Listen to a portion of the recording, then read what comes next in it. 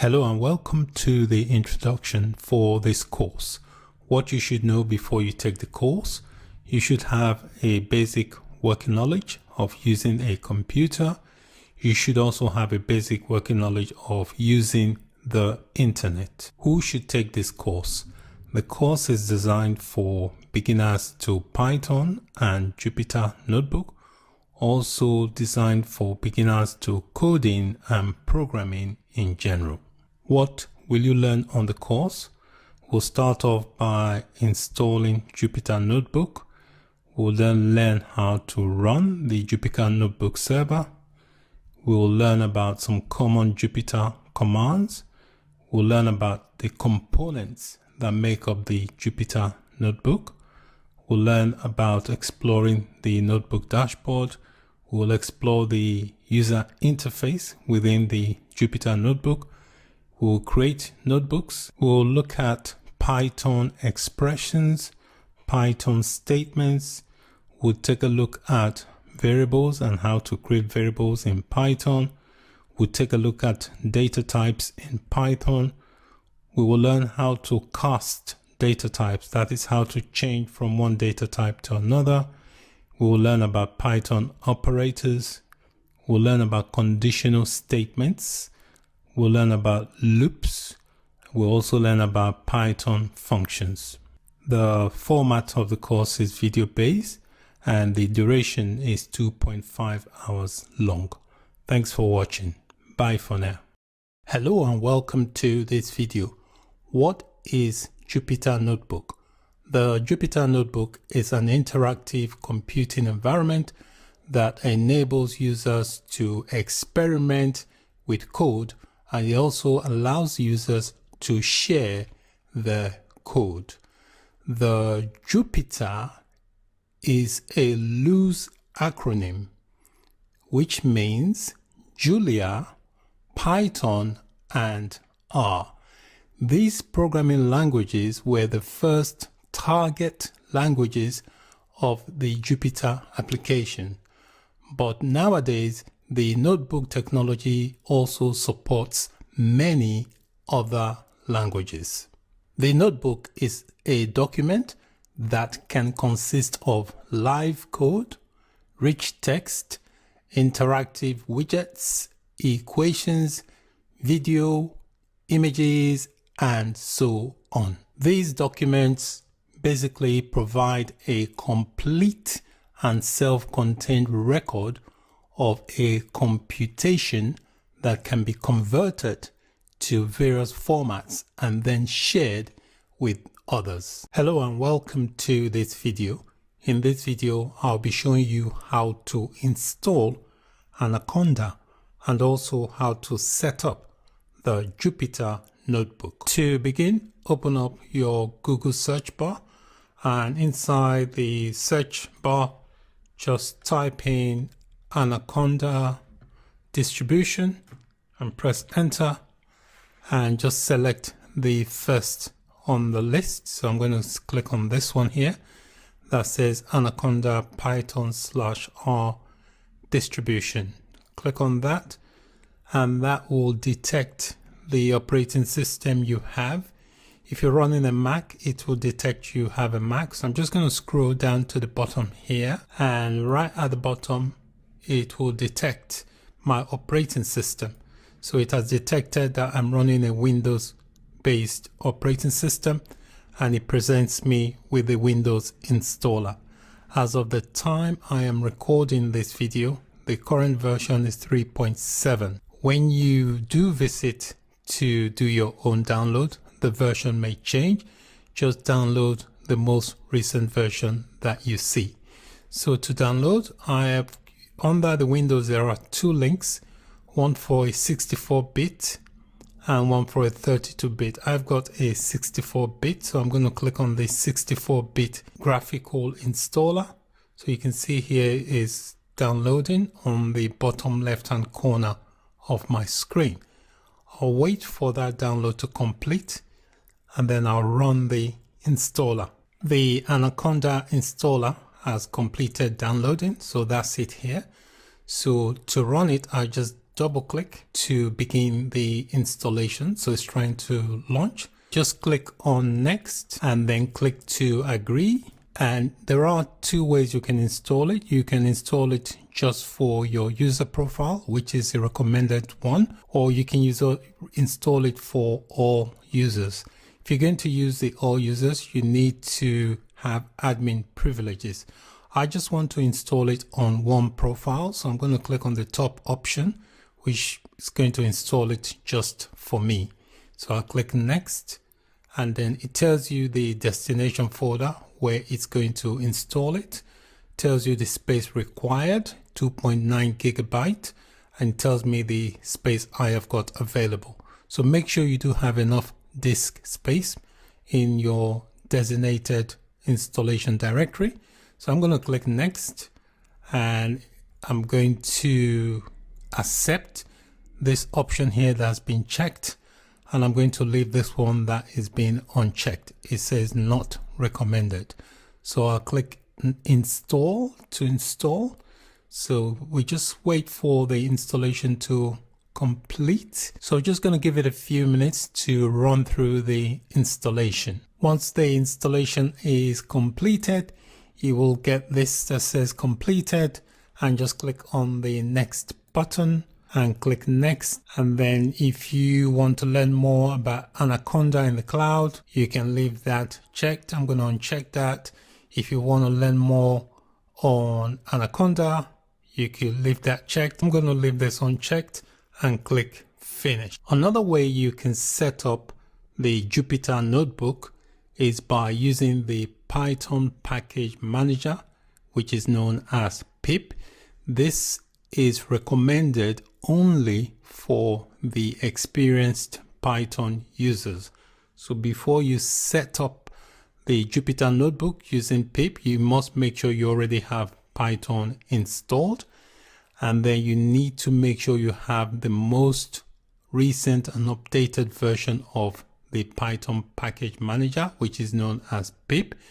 And the way you can do that, if you are using a Mac, if you've got a MacBook, Mac comes pre-installed with Python version 2.7.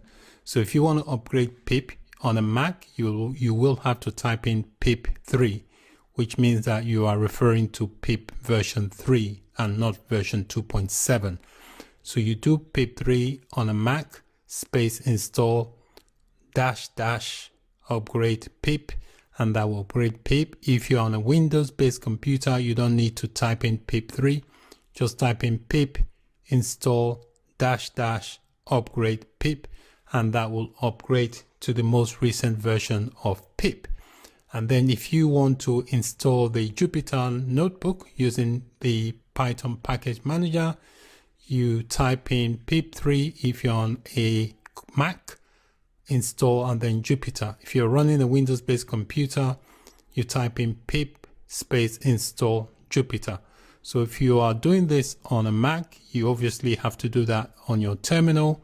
If you're doing the installation on a Windows-based computer, you have to do this on the command prompt. For new users, it is highly recommended that you install the Jupyter notebook via the Anaconda way, because if you install Anaconda, Anaconda will also install Python and the Jupyter notebook. So let's take a look at what Anaconda has installed. We go to our programs menu and look for the Anaconda folder. So this is my Anaconda 3 folder. If I expand that, I can see what it has installed. It installed the Anaconda Navigator, Anaconda PowerShell prompt, Anaconda prompt, the Jupyter notebook, which is what we are really interested in here.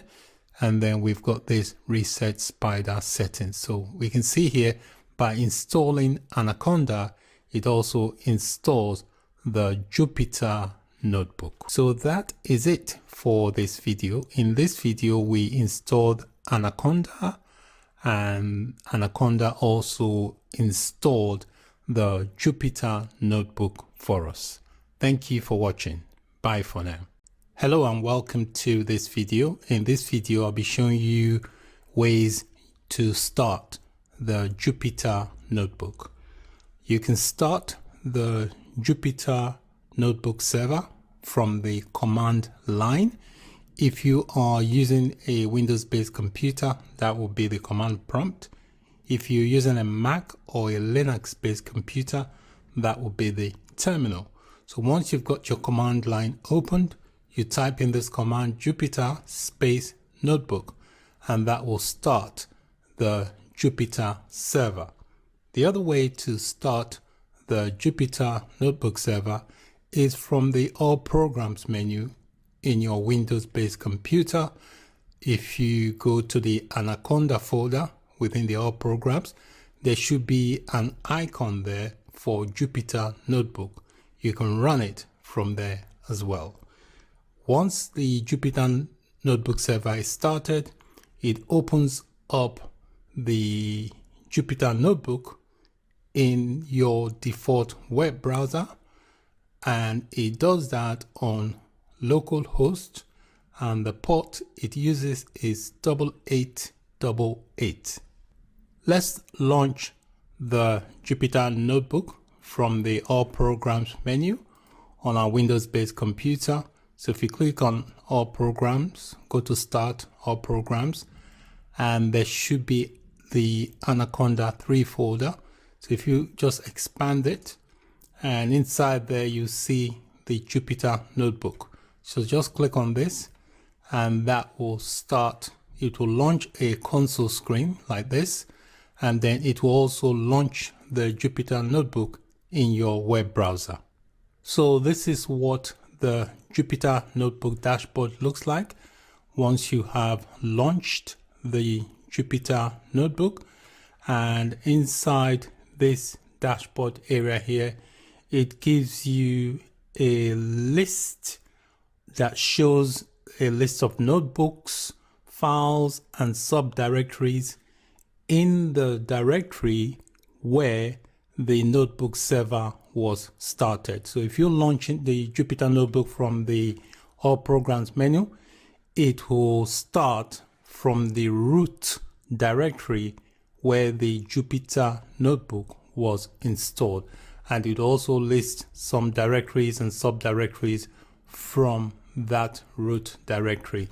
So your directory listing will be different from mine depending on what you've got in your specific directory where the Jupyter Notebook has started inside the root of your directory.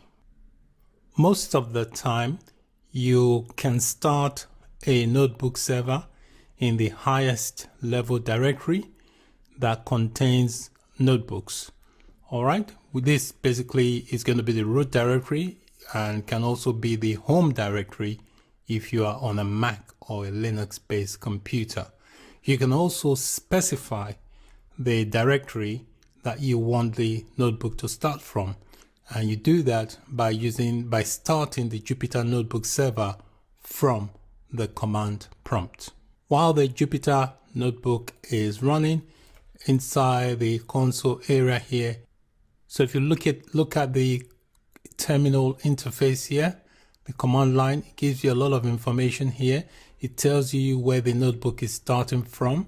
So it's serving the notebook from the local directory, which is on my C drive under the users directory and then under the profile administrator. All right. And then it tells you where the Jupyter Notebook is running at in the web browser, which is localhost:8888. To shut down or exit the Jupyter Notebook server, you just do Control-C on your keyboard, and that should shut down the Jupyter Notebook server. Once you shut down the Jupyter Notebook server, you will not be able to access the Jupyter Notebook on the web browser. You can see here, because I've shut the server down, you can see here it's not able to contact the server. I have shown you how to start the Jupyter Notebook server from the Programs menu on a Windows-based computer, which opened up the console and also opened up the notebook in your web browser on localhost /8888. I'm now going to show you how to start the Jupyter Notebook from the command line, which is the command prompt on a Windows-based computer, but the process is the same on the terminal. Notice that when you start the Jupyter Notebook from the Anaconda folder within the All Programs menu, it will start that from the root directory of your profile where the Jupyter Notebook was installed. When you're starting it from the command line, you can specify where you want it to start from. I've got a projects directory here. It's an empty directory. I'm going to make the Jupyter Notebook start from this project directory. So to do that, I go to All Programs, and inside the Anaconda folder, we've got the Anaconda prompt. So this is what I'm going to use. So I click on the Anaconda prompt and I'll wait for it to launch. So you can see it tells me the base, which is, so this is the default where the Jupyter Notebook will start, okay, unless you change it.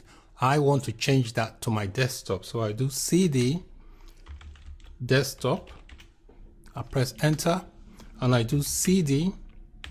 There's a folder called projects on my desktop. So I'll just do CLS to clear the screen. So now I have navigated to this folder here called project. That's where I want to start the Jupyter Notebook. So I just type in Jupyter space notebook and press enter, and it will start the Jupyter Notebook. You can see it's trying to start it. You can see here, because there's nothing in that root directory, that's why you can't see any subdirectories here, because the actual directory is empty. All right, and you can see here it tells me where the Jupyter Notebook is being served from. It tells you the path, the directory path. Always a good idea to pay attention to what's going on in the console in case there's anything that you are not sure with, or if it doesn't work the way you expect it. All right, so running the Jupyter Notebook from a specified directory is also useful for project-based stuff, so that if there's certain things you want to keep in a specific directory, then you can serve the Jupyter Notebook server from that directory. In this video, I showed you a couple of ways of starting the Jupyter Notebook. One from the command line, where you could specify a directory for the Jupyter Notebook to be served from. And I also showed you how to start it from the Anaconda folder within the All Programs menu of your Windows-based computer. When you start it from the Anaconda folder, there is a Jupyter Notebook icon that you can run, and by default it serves the Jupyter Notebook from the root directory of your profile. And when the Jupyter Notebook opens up, it opens up in your default web browser on localhost :8888. The port number is 8888. So that's it for this video on running the Jupyter Notebook server. Thank you for watching. Bye for now. Hello and welcome to this video. In this video, I'm going to show you some common and useful Jupyter commands. All Jupyter commands are prefixed with the keyword Jupyter before the sub-commands are issued. The Jupyter keyword basically is the primary namespace for all sub-commands. Let's take a look at a table showing some common Jupyter commands. So this is a table here, and we have some useful and commonly used Jupyter command. First one here in the table is the command to start the Jupyter Notebook. You just type in Jupyter space notebook, and that will start the Jupyter Notebook application. If you want to see all the available commands that Jupyter has, and you want some information as well, you just type in Jupyter space -- help, and that will show you the available commands that Jupyter has. If you want to see the location of the configuration directory, you type in Jupyter space -- config dir. If you want to see the location of the data directory, you type in Jupyter space dash dash data dash dir. If you want to see the location of the runtime directory, you type in Jupyter space dash dash runtime dash dir. If you want to show all the Jupyter directories and the search path, you type in Jupyter space dash dash path. If you want to print out the directories and search path in a JSON format, you type in Jupyter space dash dash JSON. So let's open up the command prompt in Anaconda and show you how these commands work. I'm going to illustrate how these commands work. So in my Windows computer, I'm going to go to All Programs, and I'm going to look for the Anaconda 3 folder, which is this folder here. I'm going to expand that, and I'm going to select the Anaconda prompt. I'll click on that, and that should open up this console, this terminal. If you're doing this on a Mac or a Linux-based computer, you can just do this on your terminal. So you can see here it says base. That is the base directory. That's where the Jupyter Notebook application will start from. So if I want to start the Jupyter Notebook application and I do not want the web interface to show, this is the command I would type. I'll type in Jupyter space notebook,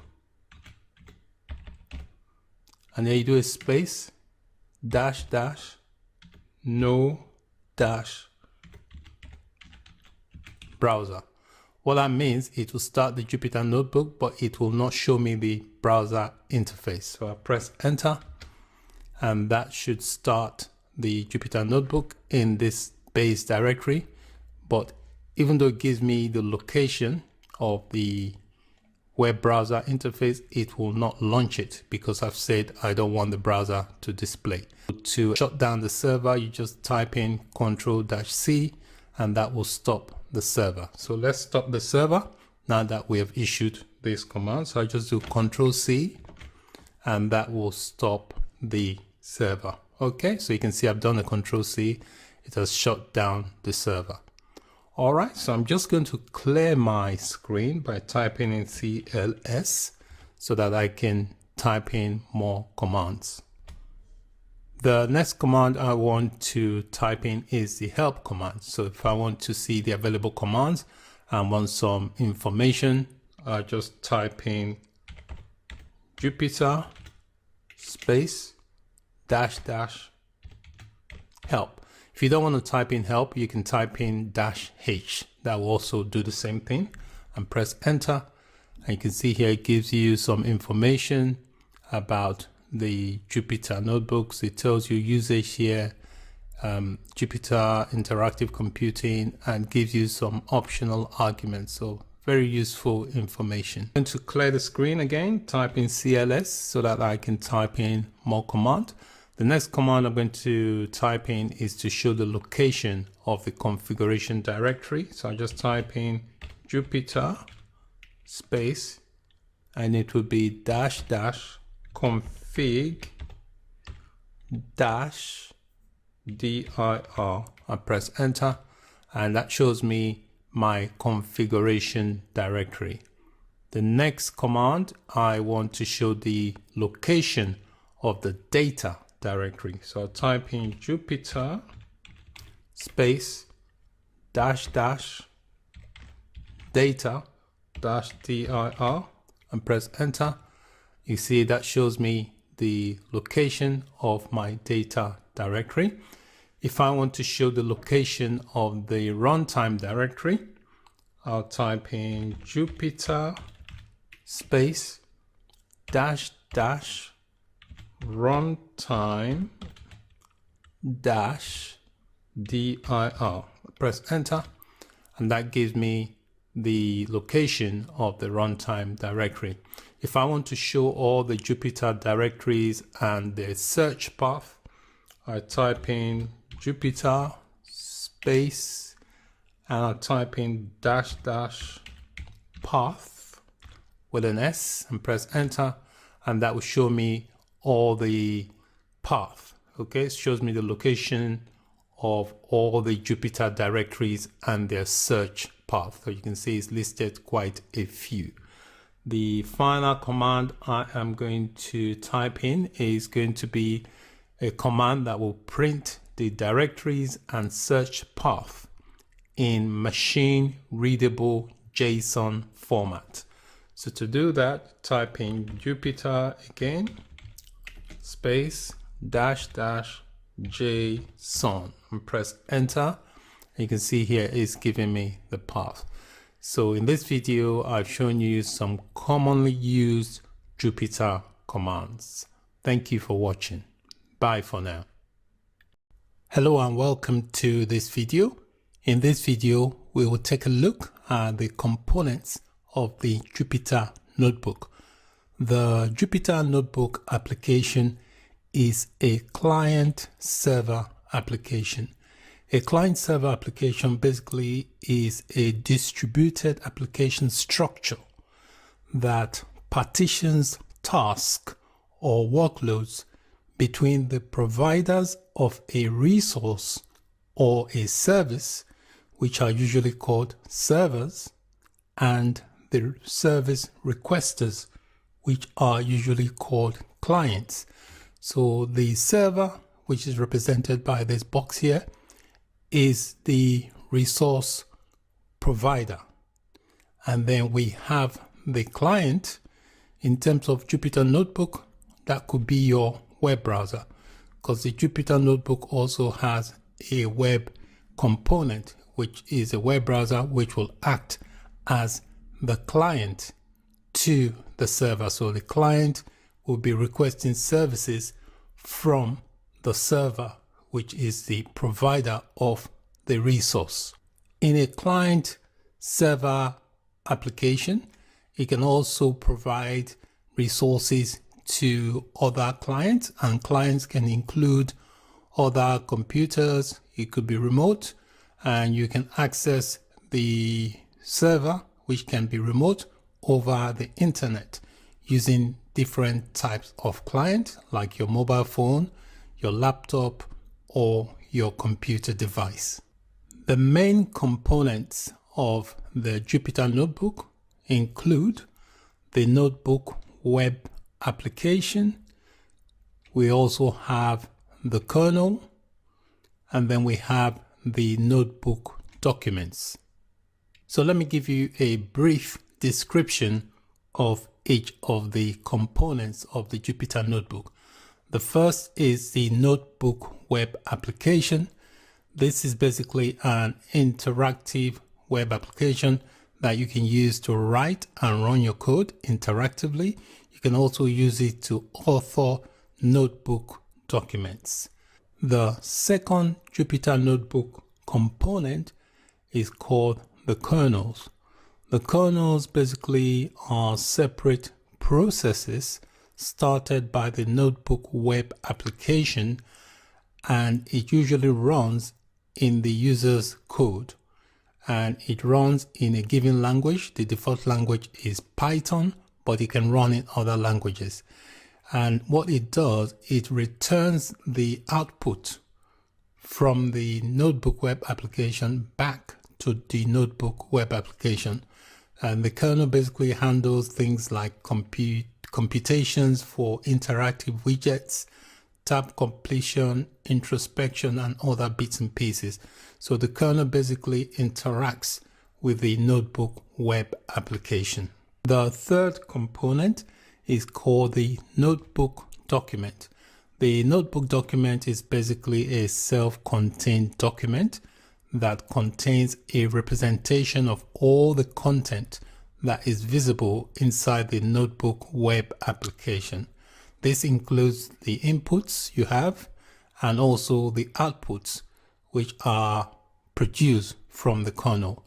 Okay, it also includes narrative text, equations, images, it can also include videos, rich media representation of objects, and each of the notebook documents has its own kernel.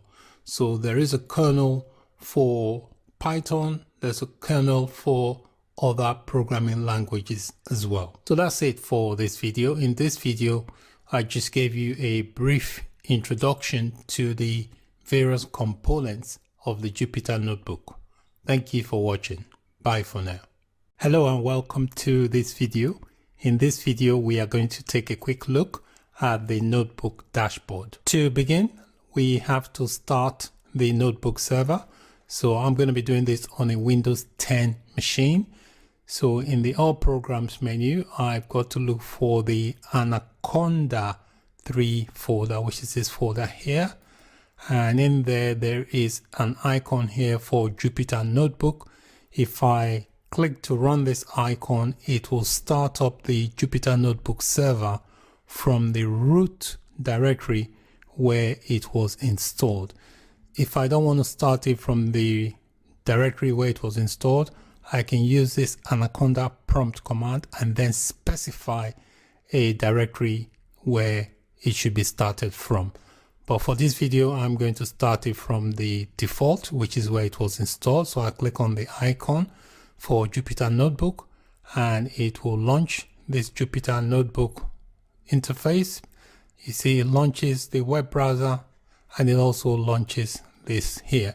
So from here, you can see where the Jupyter Notebook is running at. It tells you it's serving the notebook from this local directory, which is C users administrator, and it will list everything in that directory inside the dashboard. So let's take a look at the dashboard. So this is what the Jupyter dashboard looks like. When you first start up the notebook server, your web browser will open to this notebook dashboard. The dashboard basically will serve as a home page for the notebook. Its main purpose is to display the notebooks and the files in the current directory. For example, the current directory it is showing here is this directory, C/user/administrator, and it will list what is got in that directory, which is listed here. Yours will be different from mine because what you've got in your directory will obviously be different from my directory. Okay, and then we've got the breadcrumbs at the top here, the top of the notebook list here. It will display clickable breadcrumbs. These are all clickable breadcrumbs of the current directory. By clicking on these breadcrumbs or these subdirectories in the notebook list, you can navigate your file system. So if you want to see any of these here, just there, you can see they are all clickable links to their respective directories. Okay, if you want to see what's running in the dashboard, you click on running and it shows you whatever is running at the moment. You can see there's no terminal running, there's no notebook running. Also, if you want to upload, you can click here to upload files and so on. It tells you here when these subdirectories were last modified. This little name arrow here basically is used to sort the list, the subdirectories in this list here. You can see the arrow is pointing down, which means it is sorting them in alphabetical order. If you want to sort it the other way, say from Z to A, you can see the arrow has gone up and it's flipped it and sorted it from Z to A. So I'm going to put it back. And then you can see here, this is just referring to the file size. If you want to quit the dashboard, you can click on quit or you can click on log out. I'm going to click log out and that has successfully logged me out of the dashboard. Okay.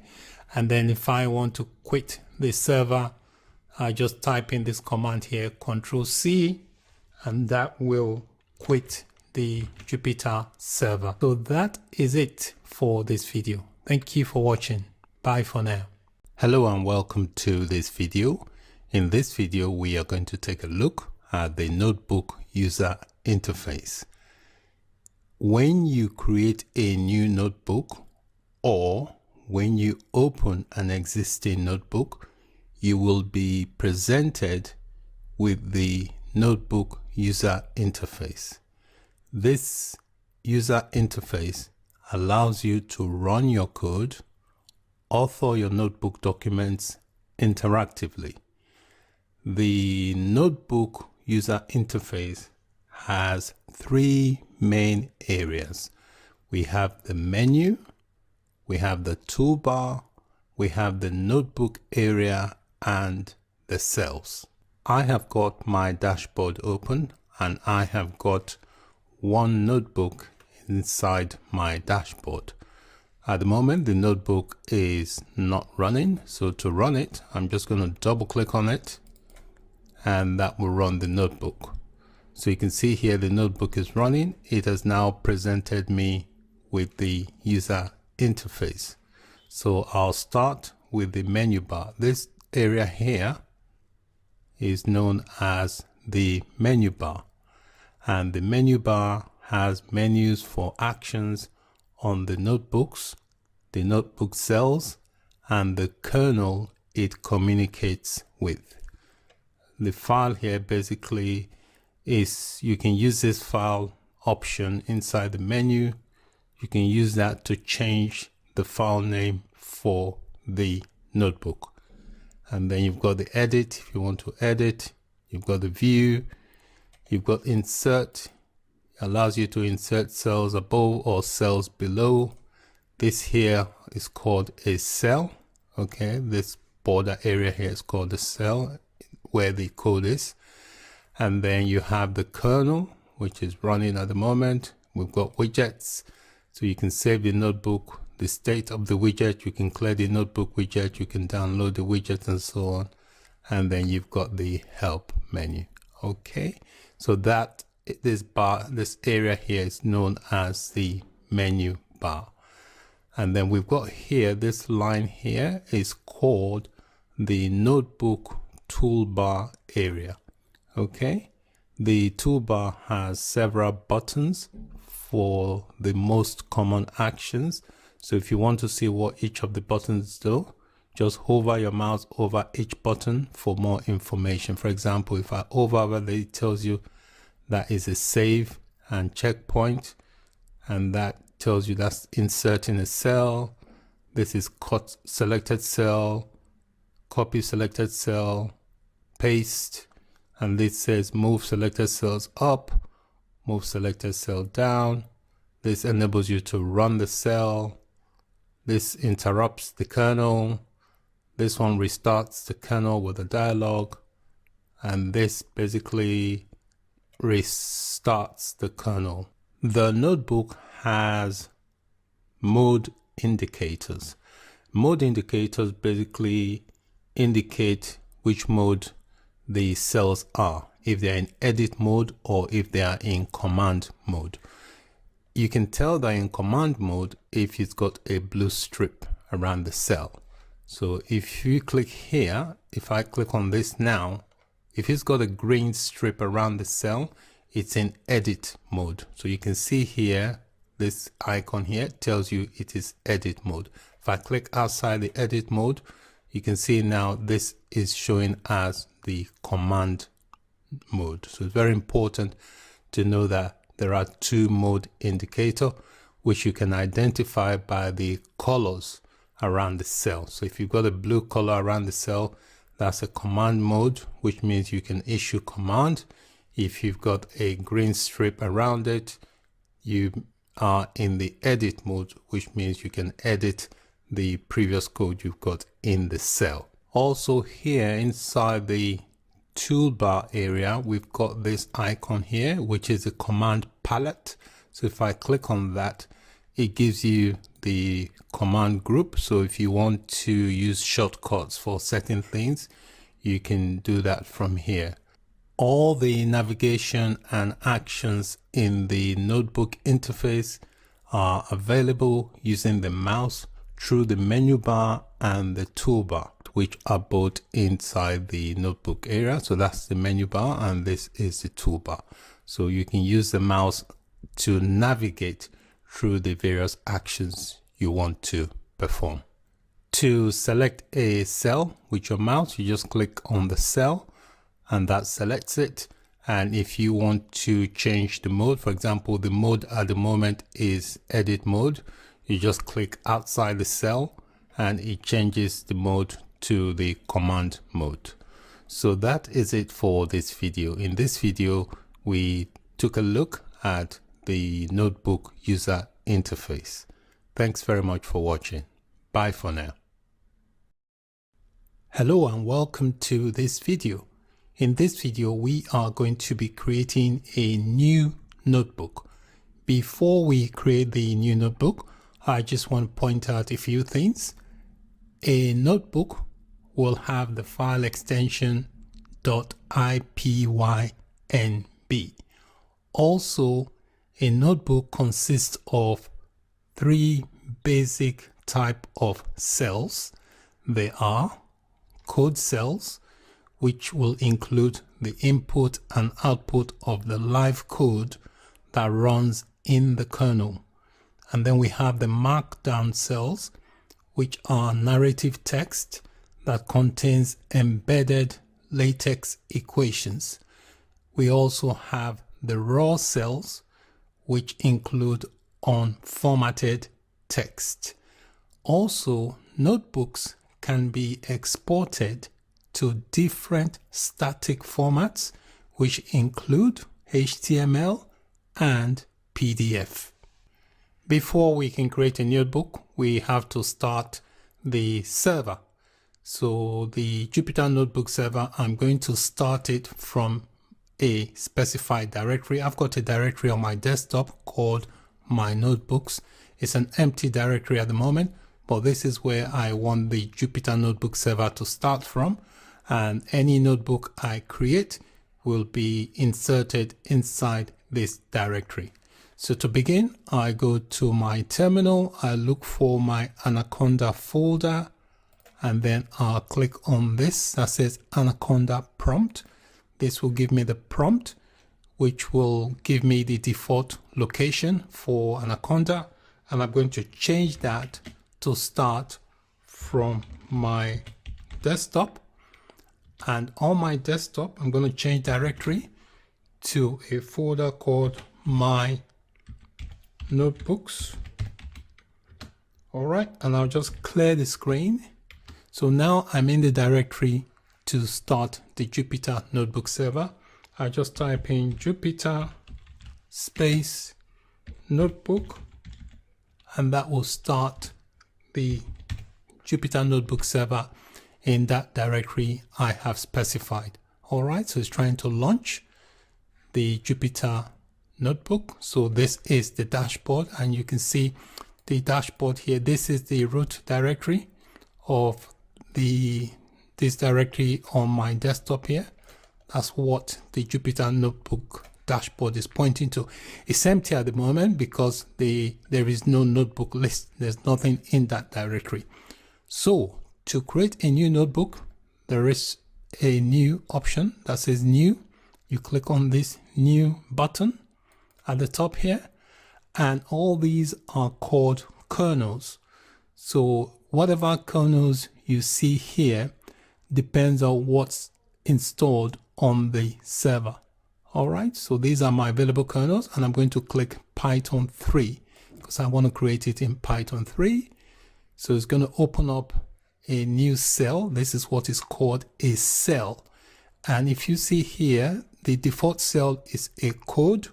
All right, and if I click on the drop down, you can see there are other types. There's a markdown and there's a raw NB convert, but we're going to leave the default, which is code.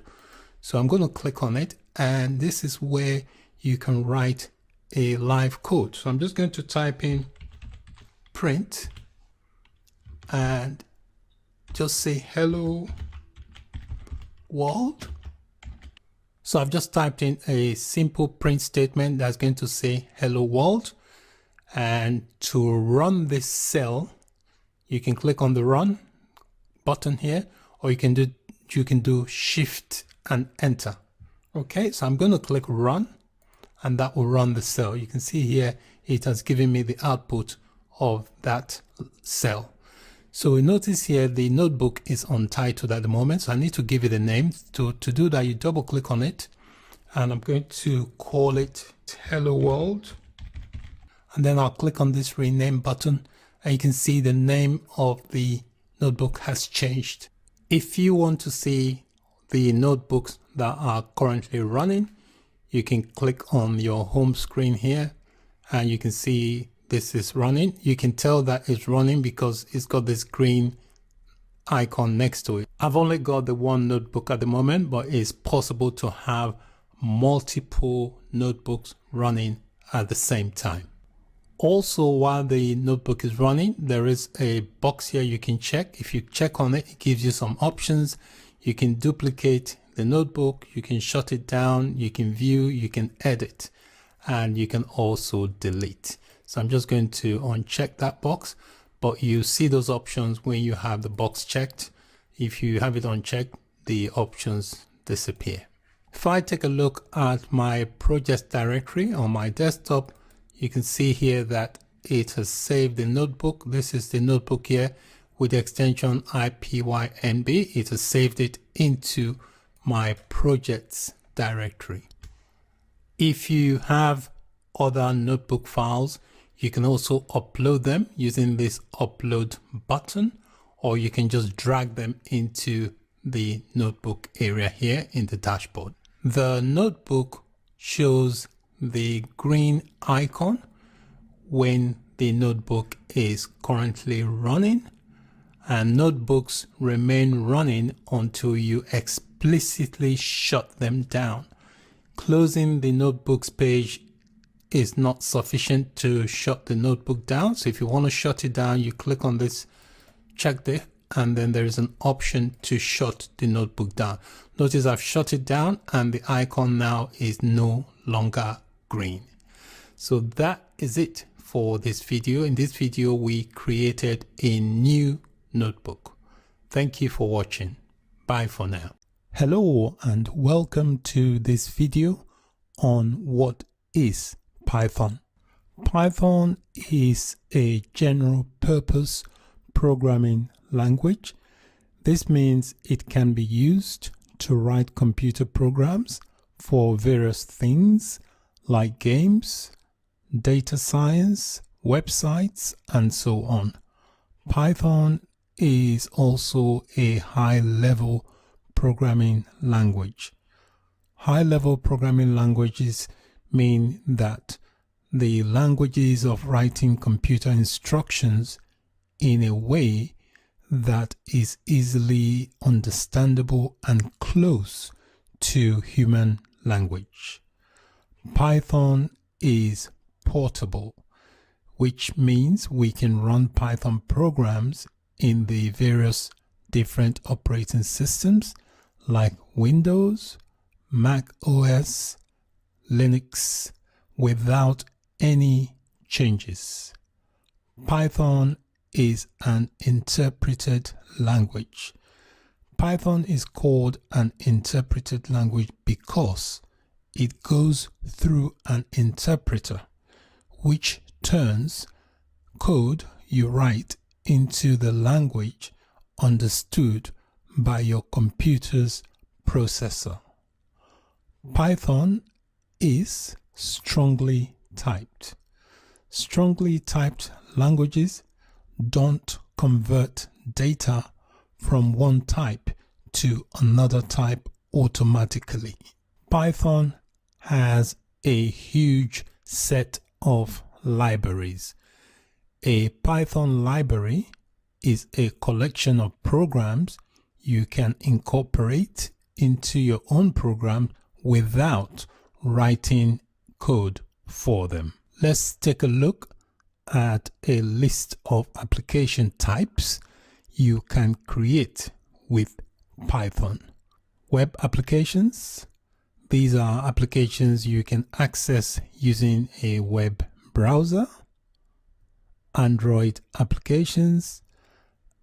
These are applications that runs on Android devices like Android phones and tablets. Games. You can create various types of games with Python. Scientific applications. You can create various types of scientific applications with Python. System administration applications. So you can use Python to create applications to monitor various types of systems. You can also create console applications. A console application basically is a computer program designed to be used via a text-only computer interface. Let's take a look at a list of software applications that have been created using Python. So some of these are quite famous and popular. First on the list is YouTube, and then we have Google, we have Dropbox. This program lets you save files to a cloud-based service that you can then access from anywhere in the world. We've also got Reddit. Reddit is one of the biggest open communities on the web. You have a question you want to talk about, something in specific, or if you want to find tons of information regarding a particular topic, for example, gardening or anything, you can just look on Reddit and find related information. Next, we have Spotify. Spotify allows you to listen to ad-free music of your choice. This is a streaming service that allows you to stream music without any advertisement. Finally, we've got Instagram. Instagram is very popular. It has both an app side and also a website as well. These are just a few list items of software that were created using Python. There are so many others, but these are just some few that you may have come across. So that is it for this video on what is Python. Thanks for watching. Bye for now. Hello and welcome. In this video, I will introduce you to high and low-level programming languages. What are high-level programming languages? These are languages that only humans can understand. So computers can't understand them unless they are compiled or interpreted. They need an interpreter or a compiler for the computer or the machine to understand what the programming is trying to get it to do. Examples of high-level programming languages include Python, Java, C#, C++, PHP, Ruby, and there are many others. What are low-level programming languages? These are languages that only machines can understand. They do not need an interpreter or a compiler. They are closer to the computer hardware. Examples include machine and assembly language. This is a brief illustration of high and low level languages. So you can see the nearer the language is to the hardware of the machine, the faster it is, and it doesn't need to be interpreted because it's so close to the computer hardware.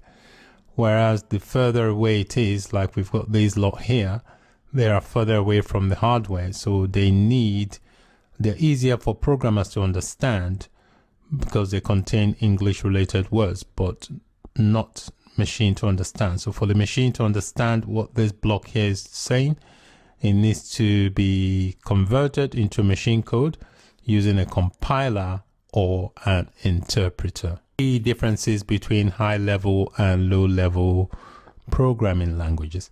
High-level languages are easier to learn. Low-level languages are more difficult to learn. High-level languages are near to human languages. That's easy to read. They are like basic English. While low-level languages are far from human languages, so only machines know what they are talking about. You need a translator, like a compiler or an interpreter, to convert a high-level language into machine language. No translator is needed for low-level languages because the machine hardware knows what they're talking about. Programs written in high-level languages are slow in execution because obviously they have to compile or interpret them, while programs developed in low-level languages are much faster in execution because there's no compiling or interpretation going on. The hardware understands the language, so it's easy or easier to execute the instructions. So these are the key differences between high-level and low-level programming languages. Thanks for watching, and bye for now. Hello and welcome to this video. In this video, I'm going to introduce you to compilers and interpreters. What is a compiler? A compiler is used to translate the entire source code into machine language before the code is executed. So basically what that means is that for the computer to understand what it is you're trying to get it to do, you have to use a compiler to compile or convert your code into a code that the machine can read. All right, examples of languages that are compiled, that means languages you have to compile before the code is executed, includes C and C++. So let me illustrate how the compiler works. So let's say you have your source code, and your source code is basically your computer code that you write. So let's say inside the source file, you have this. You've got x equals 7, y equals 8, and then the sum is equals to x plus y. And then you want to print the value of the sum using the print function. Now, the computer will not understand this. So what needs to happen? You need to use the compiler to convert that code into machine code. The machine code is something like this. Computers only understand zeros and one.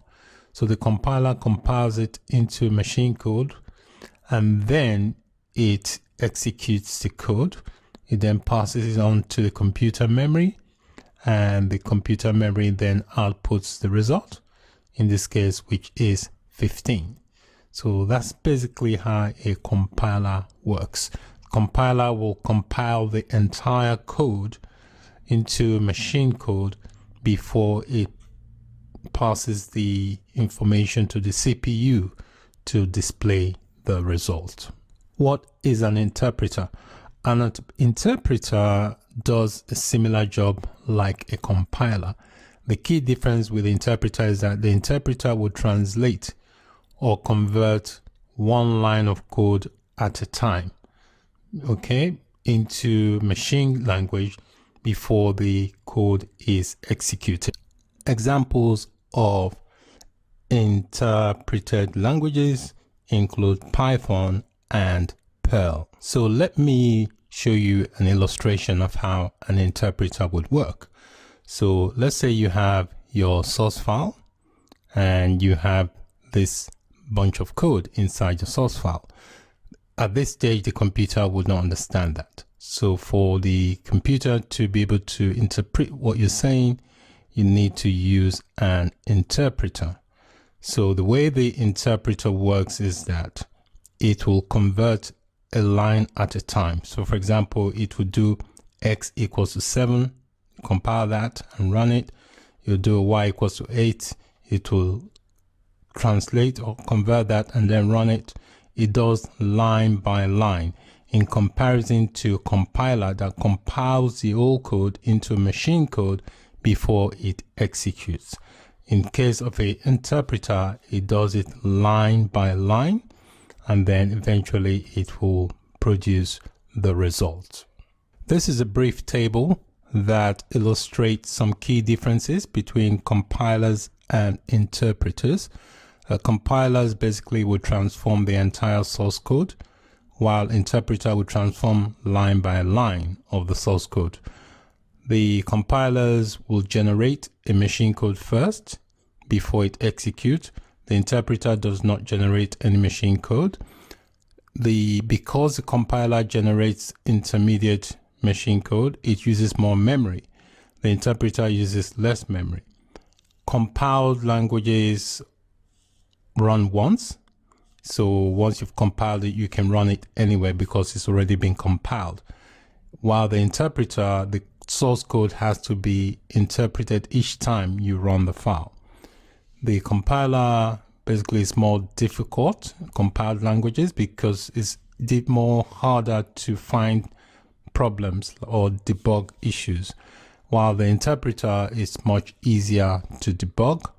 The compiler is faster and the interpreter is much slower. So these are some key differences between compilers and interpreters. So that's it for this video. Thanks for watching. Bye for now. Hello and welcome to this video. In this video, we are going to take a look at Python expressions. An expression is anything that has a value. For example, the number 3, 4 plus 5, and the string hello. Text are referred to as strings in Python. An expression can contain operators like the plus operator. It can also contain operands. For example, in the example 4 plus 5, 4 is the operand, also 5 is an operand, while the plus is known as an operator. I've got my notebook dashboard open. I'm going to create a new notebook. So here in this area here, I'll click on the drop down for new, and I'll select Python 3, which is going to interpret, and I'll give the notebook a name. I'll double click on it and I'm going to call it Python expressions, and I'll click on the rename button to rename it. So it's now saying Python expressions. So you can see I've got the blue strip, which means I'm in the command mode inside the cell. So I'm just going to issue a simple command. I'm going to say 3 plus 4, and to run the cell, I just click on run cell, or you do shift and enter. So I click run, and that gives me the output of 7. Let me enter another expression. I'll do 7 times 2, and I'll run the cell, click on run, and that gives me a value of 14. Let me enter a string expression this time. So a string, which is known as a text, has to be enclosed in quotes. You can either enclose it in double quotes or single quotes, but you can't mix the quotes. So I'll say hello world. To run this cell, I click on run cell, and it gives me the output hello world. In these example expressions here, the 3 here is known as an operand, the plus is known as an operator, the 4 is also called an operand. All right, and here also in the second cell, we've got the 7 as an operand. The asterisk represents multiplication in Python, which is known as an operator. The 2 is an operand. And in this cell here, we've got a string value, which is basically a text. So in order for Python to understand that this is a text, you have to enclose it in quotes. So on either side of the text. So you can have either single quotes on either side or double on either side. You can't mix single and double quotes. In this video, I gave you a brief introduction to Python expressions. Thanks for watching. Bye for now. Hello and welcome to this video. Python statements are basically a set of instructions that you give to the computer to perform a task or a series of tasks. Python statements can contain one or more expressions. It can also be on a single line, or it can consist of multiple lines. To illustrate examples of Python statements, I'm going to create a new notebook. So under new here, I'll click on the drop down, I click Python 3.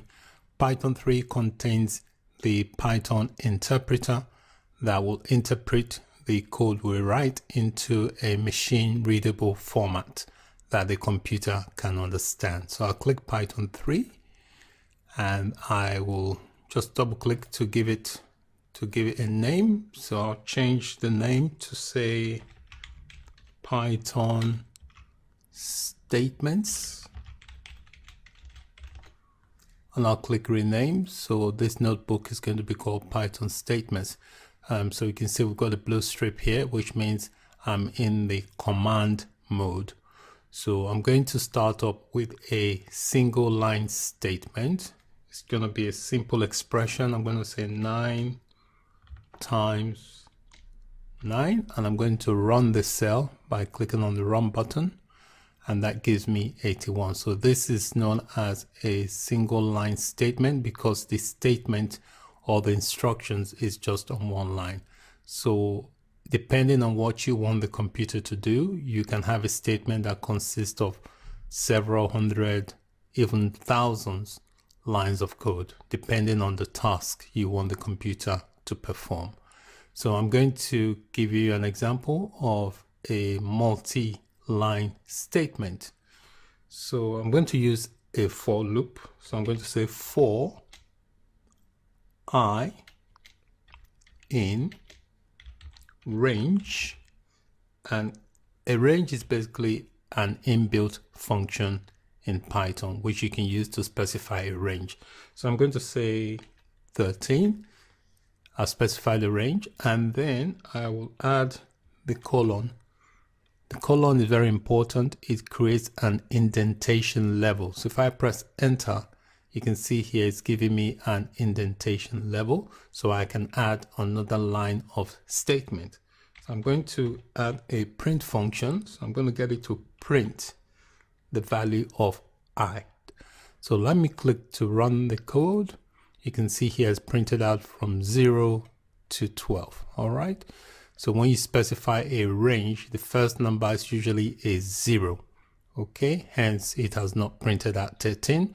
Because 0 here represents the first range. Okay, so this is an example of a multi-line statement because the statement is on 2 lines.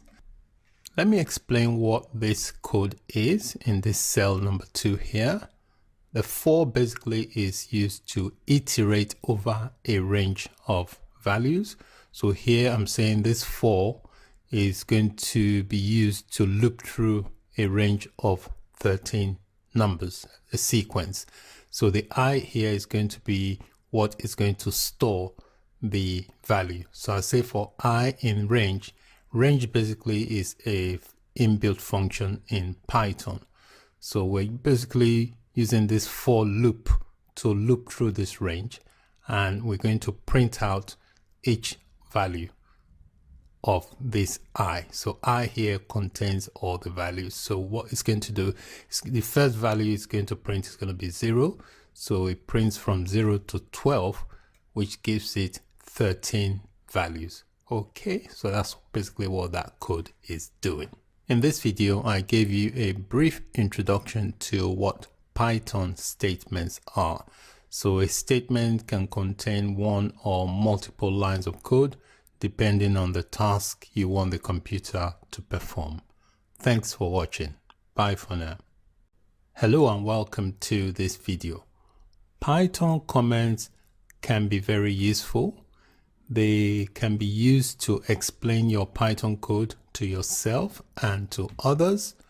Also, comments can be used to prevent execution of code when you are testing your code. So you may have certain aspect of your code that you don't want to run during execution.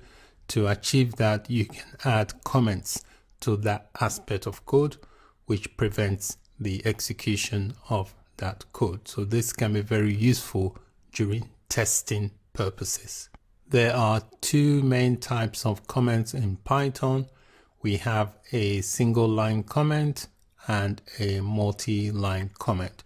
So the single line comment is represented by the hash symbol, while a multi-line comment, you can either represent it by 3 double quotes on either side of the code you want to comment, or you can have 3 single quotes on either side of the code you are trying to comment. I've got my Jupyter dashboard. I'm going to create a new notebook. So on that new, I'll click Python 3, and I'm going to call this notebook Python comments, and then I'll click rename. Inside the cell, I'm going to issue out a simple print function here, and I'm going to get it to print out the text hello world. And next to it, I'm going to add a single line comment, which is represented by this hash symbol. When the comment is on the right hand side of the code, it does not affect the code running. But when you place the comment in front of the code, it will affect the code. So if I click run here, it will give me the output because the comment is on the right hand side. So notice in the second cell here, I have placed the comment in front of the code. Notice that's commented out all of the code.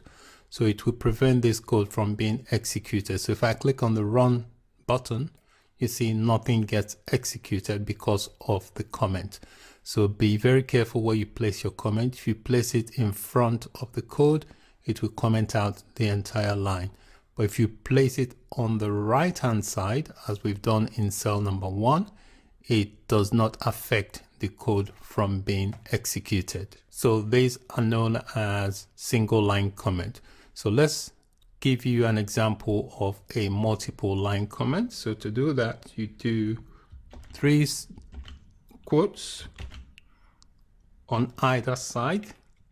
All right, so you can press enter. So you either have 3 double quotes or 3 single quotes. You can't mix the quote. And then any text that is enclosed between these quotes will be commented out and the code will not be executed. In this cell here, we've got a multi-line comment because it spans multiple lines. This is one line, this is another line. So we can see that the multi-line is enclosed by these quotes. So we have 3 double quotes before and 3 double quotes under. Notice it has turned all the text in between the quotes red, which means that when I run this cell, those lines of code will be ignored.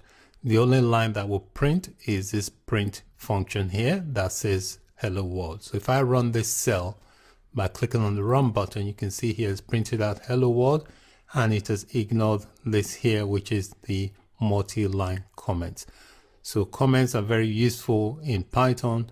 They help you explain what your code is doing and also can help you comment out certain lines of code if you don't want those lines of code to be executed. So that is it for this video. Thank you for watching. Bye for now. Hello and welcome to this video. There are three basic data types in Python. We have the numbers data type. This basically includes integers, which are known as int, and floating point numbers, which are known as float. An integer basically is a whole number, and a floating point number is basically numbers that includes decimals. We also have the string data type, which basically is a text or a sequence of characters. It's also referred to as str. And then we have the Boolean data type, which is a true or false value, is also known as the bool. You can get the data type of any object by using the type function in Python.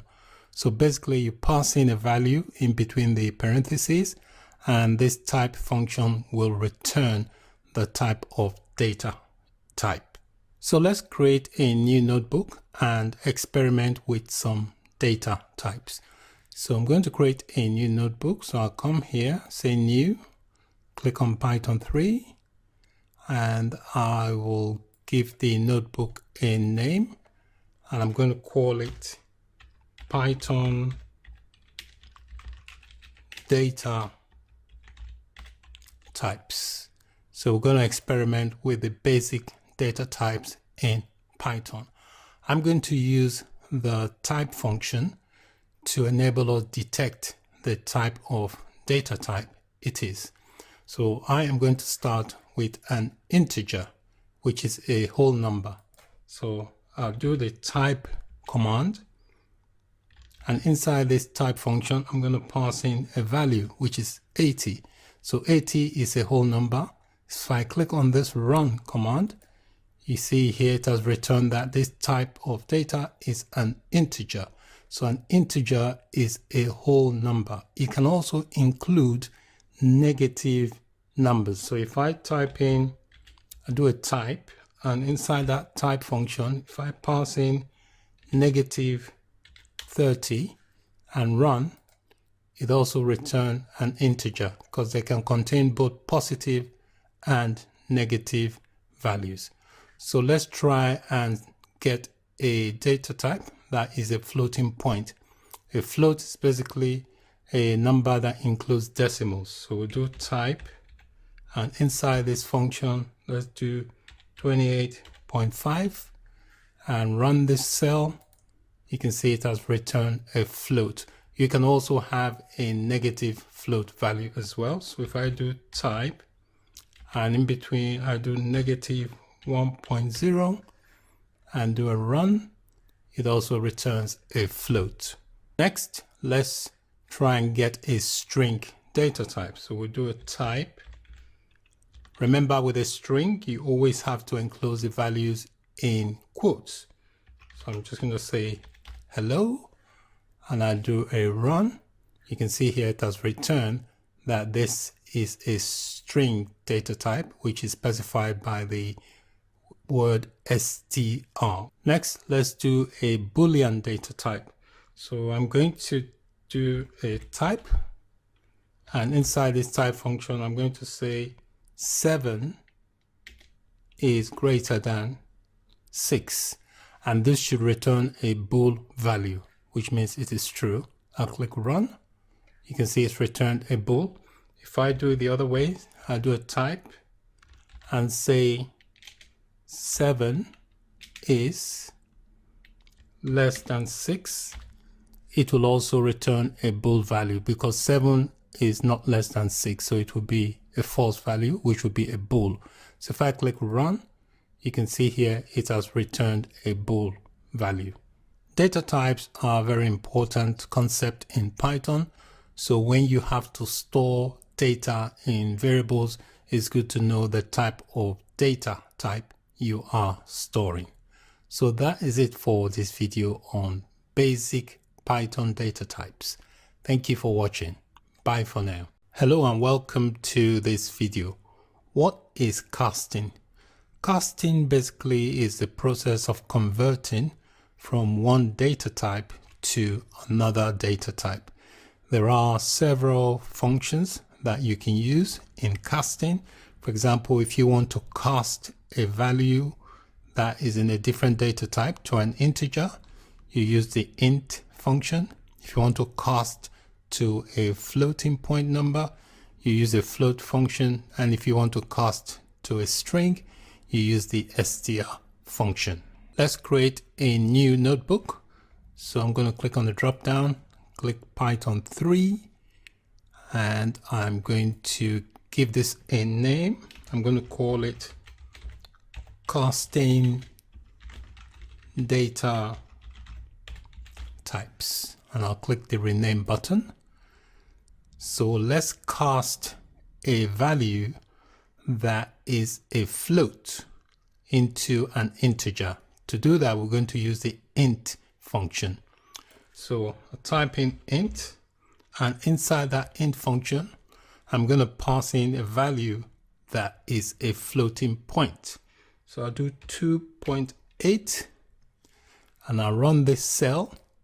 You can see here it has returned 2, which is a whole number, and an integer. So it's converted the value of 2.8, which was a floating point, into an integer data type. So let's try and convert a whole number into a floating point number. So we're going to have to use the float function, and inside the float function, I'm going to pass in a whole number, which is an integer. So let's pass in 40, and then I'll run that. You can see here it's converted it to 40.0, which is now a floating point number. Next, let's convert an integer into a string. So to do that, we're going to use the str function, and we're going to pass in a value that is a whole number. So let's pass in the value of 3. Now, if I run this, it will convert this into a string data type. So I click on run. You can see here it's converted into a string because it has quotes on either side. Anything with quotes on either side is treated as a string. So that's basically how casting works. So that's it for this video. Thank you for watching. Bye for now. Hello and welcome to this video. What are variables? Variables are named containers for storing data values. Unlike other programming languages, Python does not have a specific command for declaring a variable. In Python, a variable is created the moment you assign a value to a named container. There are a few rules that you need to know before you create variables in Python. A variable name must start with a letter or the underscore character. The variable name can contain alphanumeric characters and the underscore character. So it can contain from characters A to Z, numeric from 0 to 9, and the underscore character. A variable name cannot start with a number. Also, variable names are case sensitive. So for example, if you declare a variable called name with uppercase N, and you're trying to access that variable with lowercase n, you will get an error. Another important rule is that you cannot name your variable names after Python keywords. There are certain keywords that are reserved for the Python programming language, which you cannot use as variable names. On the screen here, I've got a list of some reserved words in Python. They are called keywords. So these are keywords that the programming language actually uses. So when you create a variable, you cannot use any of these words listed in this table. Let's create some variables. So the first thing I need to do is create a new notebook. So I'll click on the drop down and click Python 3, and we'll give the notebook a name, and I'm going to call it Python variables, and I'll click rename, and that will rename it to Python variables. So let's create a simple variable. The first thing you need to do is have a named container. So I'm going to create a variable. So name is going to be the container. So to the moment you assign a value to the name container, that's when it becomes a variable. So the name container, in this case, I've called it name, and you use the equals to sign to assign values to variables. So I'm going to, because this is going to be a string, I'm going to enclose the value in quotes. All right. So I've just created a new variable and I assigned it a value of blue line. So if I click run, nothing will happen because the value is stored inside this name. So if I want to retrieve the value inside this variable, what I can do, I can come here and say print, and I'll pass in the name. Remember, the variable names are case sensitive, so I have to reference it in lowercase because I created the name in lowercase.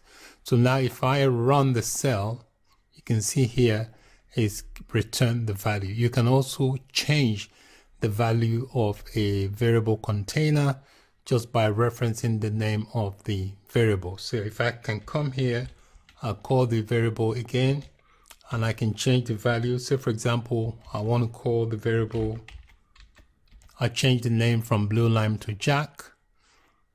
And if I try to do a print statement again and pass in the name of the variable, which is name, it will now return Jack.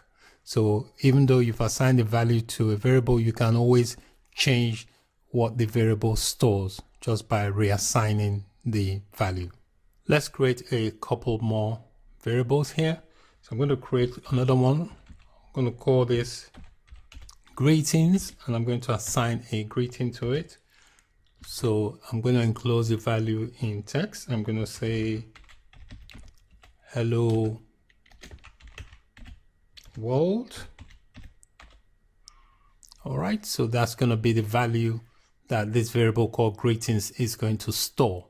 So I'm going to run it, nothing will happen. So each time I want to reference this variable, I can just call it by its name. If I call it greetings and return and click on the run, you can see here it has returned the name, what it stored. Okay, if we want to return it without the quotes, we can wrap that into a print function, and inside the print function we just call the name of the variable, which is greetings, and run. You can see it printed out without the quotes around it. I've noticed I've spelled the word wrong, so if I want to fix that, all I need to do is call the variable by its name, which is greetings, and I'm going to fix that by changing that. So I'll say hello world and just run that. So now if I call this variable inside a print function, it will then print out hello world. Let's create one more. So I'm going to call this variable new underscore year, and I'm going to give it a value of 2020. Because this is a numerical value, you don't need to enclose the value in quotes. So I'll click run. So now if I want to access the value of this variable, I just call the variable by its name, which is new underscore year, and click run. And you can see it gives me the value that is stored in that variable container. With some programming languages, you have to specify the data type for a particular variable before you assign it. Python doesn't do that. Python, you can just create something and just assign a value to it.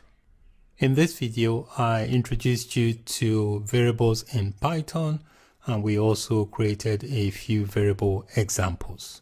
Thanks for watching. Bye for now. Hello and welcome to this video. What is a Python list? A Python list is a collection of data that can be of mixed data types. Unlike variables that can only store one value in a container, a Python list can store multiple values inside one container. Each item in a list is separated by a comma, and you can create a list by using square brackets. For example, you can create a list called fruits, and you assign the values or the items for that list inside square brackets, and you separate each item by a comma. You can access individual items in a list by their index position.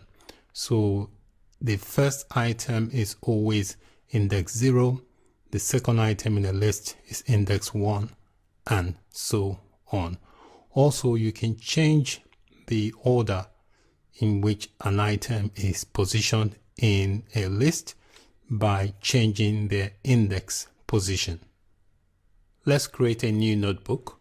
So I'll come here, do new, Python 3, and I'm going to double click and give it a name. I'm going to call it Python list, and I'll click rename. So you can see here we have a new notebook called Python list. So let's go ahead and create some list. In this cell, I've created a new list called animals, and I've assigned some values or elements to the list. If I want to access any item or elements from the list, I will have to do that using their index number. So the first item on the list will always have an index of 0, the second will have an index of 1, and so on. To access an individual item from a list, you do that using the index position.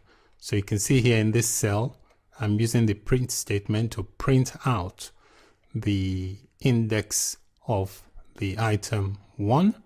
So that is going to be dog, because the first item is going to be 0. So if I run this cell, you can see here it's printed out dog as the first index. Okay, the first index is 0, but the item with the index of 1 is dog. You can also have negative indexing. Negative indexing means you can access an item from the end of the list using a negative. So if you're doing a -1, that means you're accessing the very last item in a list. If you're doing a -2, you're accessing the second last item on the list. You can see here I'm accessing -2, which means I expect it to return penguin. So if I run this now, you can see it has returned penguin. I'm creating another list here in this cell called fruits, and it's got 3 items in this list. So I'm just going to run the cell to create it. To access an item from the list, you just reference the index. For example, here I want to access the fruit called cherry. I just call the name of the list and pass in the index. If I click run, you can see here it has returned cherry. If you don't want the quotes enclosed, just do a print statement and wrap it around the print statement like I did here in this cell number 2. That will return the item without quotes. Another thing you can do, you can change the value of an item in a list. For example, the list called fruits, I want to replace the value of apple with orange. All I need to do is reference the name of the list, pass in the index of what I want to change, which is 0. 0 is apple, and then assign a new value, which is orange. So if I run that, that will change that. So if I now call the name of the list, I should no longer have apple listed. You can see the position of apple has been replaced by orange. You can also add items to a list by using the append method. So in this cell here, I'm going to add apple to this list. So you do that using the append method. So you call the name of the list, which is fruits, dot append, and inside the parentheses for that method, you pass in the name of the item you want to insert. And normally that will add that at the end of the list. So if I run that, it will add that to the list. So if I now call the name of the list, we should have apple listed at the end here. I'm creating another list here with mixed data type. So you can create a list that has a mixture of data types, and you can also have a list include under other list. So in this list here called mixed underscore data, inside the items, I've got a string, I've got an integer, I've got a float, I've got a boolean, and I've got a list. See this list I created here called fruits. I'm adding that to this new list. So let me run that, and that creates it. So if I want to access an item, for example, if I want to access the integer from that list, so I reference the name of the list, which is mixed data, and I pass in the name, the value or the index of that integer is 1, which is 47. So if I run that now, that gives me the value. You can also remove items from a list. Now there are a few ways you can do that. You can use the pop function. So you call the name of the list, in this case fruits.pop, and inside the parentheses you pass in the index of the item you want to remove from the list. So in this fruits here, index number 3 is going to be apple. If you don't supply the index, it will automatically remove the last item from the list. This is the second way. You can use the remove method. I've commented that both because I only want the first method to run. So you can do a fruits.remove and pass in the value of the item you want to remove. You can also use the delete key. You do del fruits, and then you pass in the index of the item, and that will also remove it from the list.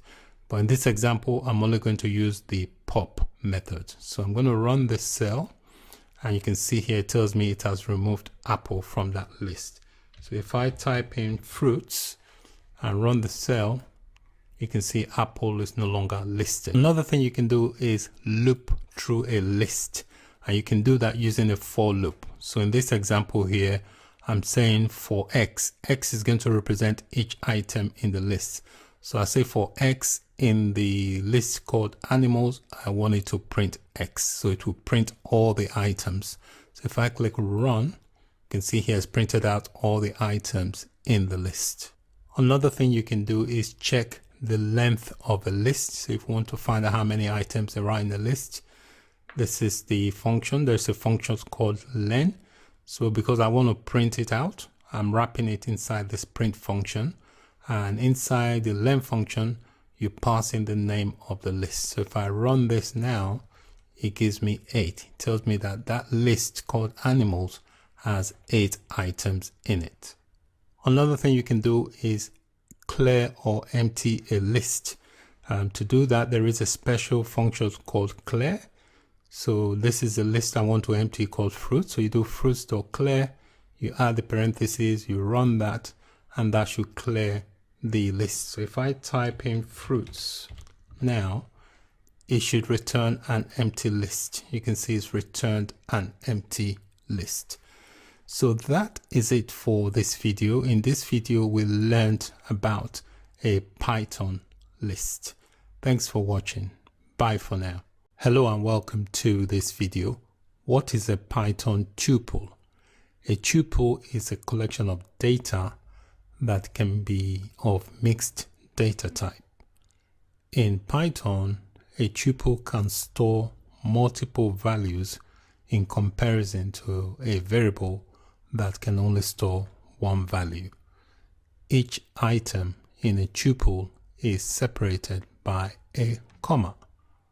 You can also create a tuple using parentheses. For example, you can create a tuple called fruits and then use the equals to assign values to the tuple, which are placed inside parentheses. To access the individual items in a tuple, you do that by their index. So the very first item will have an index of 0, second item will have an index of 1, and so on. Also, one very important distinction between a tuple and a list is that a tuple cannot be changed once you have created it. You can't add items to the tuple and you cannot remove items from the tuple. It is immutable. Let's go ahead and create some tuple. So in this cell here, I'm creating a tuple called animals. I'm using the equals to assign values to the tuples, and the values are placed in between the parentheses. So I'm just going to run the cell to create the tuple. So to access an item from the tuple, you use the index of that item. For example, if I want to access this item called goat, this will have an index of 3 because the first item has an index of 0, 1, 2, 3. So all I need to do is come here and call the name of the tuple, which is called animals, add my square bracket, and I'm passing the index of the item. So if I run that, that gives me goat. You can also use negative indexing to access the values of a tuple. Negative index basically will access the item from the end of the list. So here I'm accessing -1, which means I'm accessing the last item from the list, which is tiger. So if I run this, you can see here it's giving me the value of tiger. You can also specify a range of indexes to be returned from a tuple by specifying where to start and where to end the range. So in this example here, I'm using a print function to print out items from the list. So I'm using a range. So what I'm saying is that I want to print from index 2 to 5.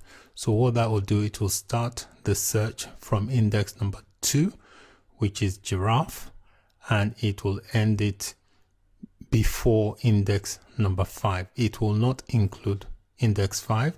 So it will give me the index number 2, which is giraffe, and index number 3, which is goat, index number 4, leopard, but it will not give me index number 5, which is lion. So if I run that, you can see here it's giving me giraffe, goat, and leopard. You can also use negative indexing on a range. Once you create a tuple, you cannot change it. What that means, you cannot add to it, neither can you change the values. So in this cell here, if I try to change the value of this tuple by trying to reassign the index of 0, which is this bear, if I try to replace that with kangaroo, I will get an error. So if I run that, you can see here, it tells me here, tuple object does not support item assignment. That's because once you create a tuple, you cannot append to it, you cannot change it. Another thing you can do is loop through a tuple. Looping basically means it will iterate through the tuple and print out each item. So I'm saying here, I'm using a for loop. So I'm saying for x in animals, print x. X will represent each item. So if I run the cell, You can see here it's printing out all the items in the tuple.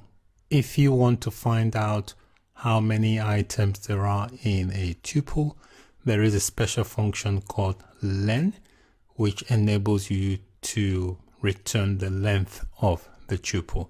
So here I am wrapping the len function inside the print function, and I'm passing in the name of the tuple inside the len function. So if I run that, that returns the length of the tuple, which represents the item in the tuple.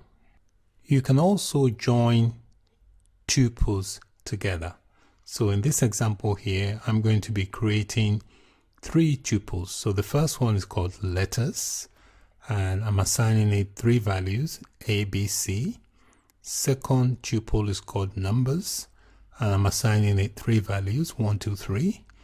The third tuple is called letters underscore numbers, and the values for this I am joining using the plus operator to add the tuple called letters to the tuples called numbers. So let me run this cell. So now if I reference this tuple called letters underscore numbers, if I run that, you can see it gives me ABC 1, 2, 3. The key thing to remember about a tuple is that once a tuple has been created, you cannot change the value, neither can you add to the tuple. So the tuple is unchangeable or immutable once it has been created. So that is it for this video. In this video, we learned about Python tuples. Hello and welcome to this video. What is a Python dictionary? A Python dictionary is a collection which is unordered, which can be changed, and which is also indexed. A Python dictionary is created by using curly brackets. Also, a populated Python dictionary will have keys and corresponding values. So the data inside a populated dictionary is paired. Paired in the sense that they have keys and the keys have corresponding values. You can access the items of a dictionary by referring to its key name inside square brackets. The values of items in a dictionary can be changed. Also, a dictionary can be nested. That means you can have dictionaries inside other dictionaries. I have created a new notebook, and inside the notebook, I have got the code here to create a new dictionary. So I'm creating a dictionary called countries underscore cities. You use the equals to sign to assign values to the dictionary, and you enclose the values in curly brackets. That's the opening curly brackets, and this here is the closing curly brackets. So these here on the left are the keys, and then these here on the right are the corresponding values.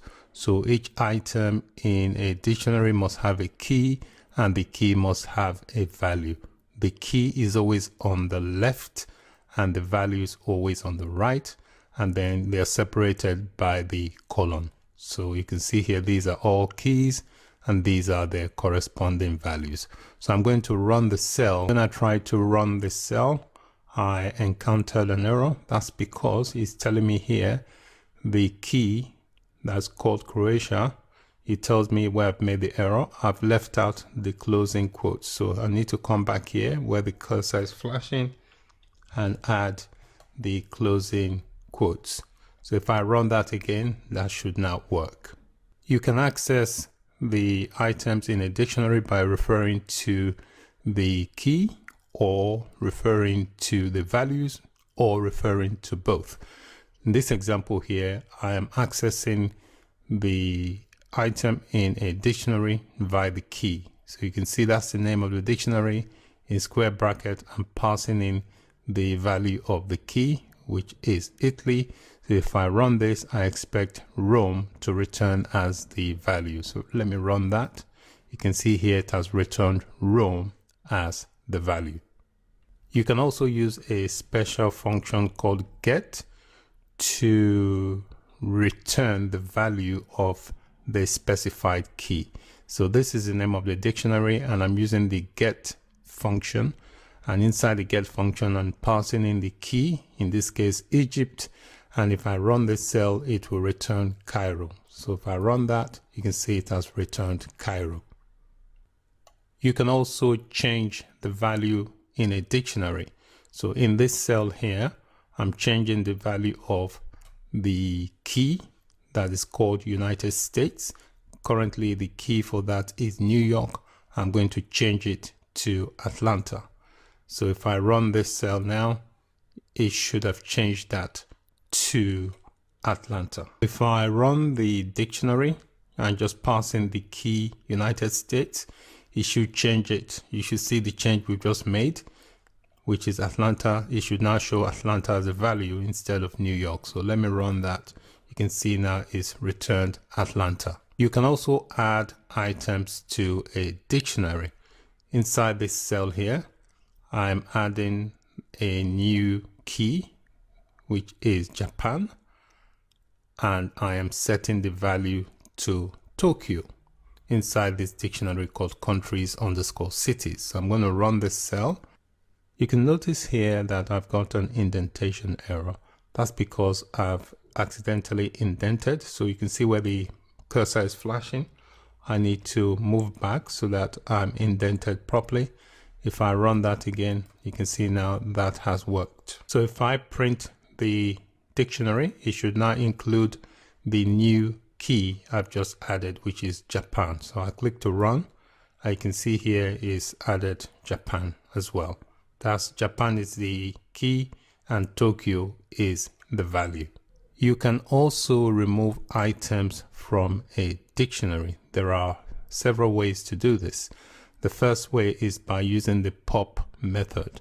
So you call the pop method on the dictionary and you pass in the key of what you want to remove. So I've passed in the key Japan, and this will remove the item for the specified key.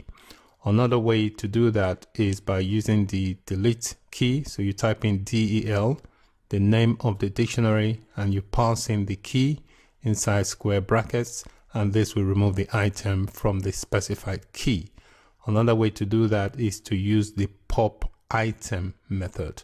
And inside the pop item method, this will remove the last inserted item. All right, I've commented out both because I don't want that to run. I only want to run the pop method. So let me run that, and that will, I've run that. And also this print function here prints out the modified after removing Tokyo. You can see Tokyo is no longer on the dictionary list after we've removed it using the pop method.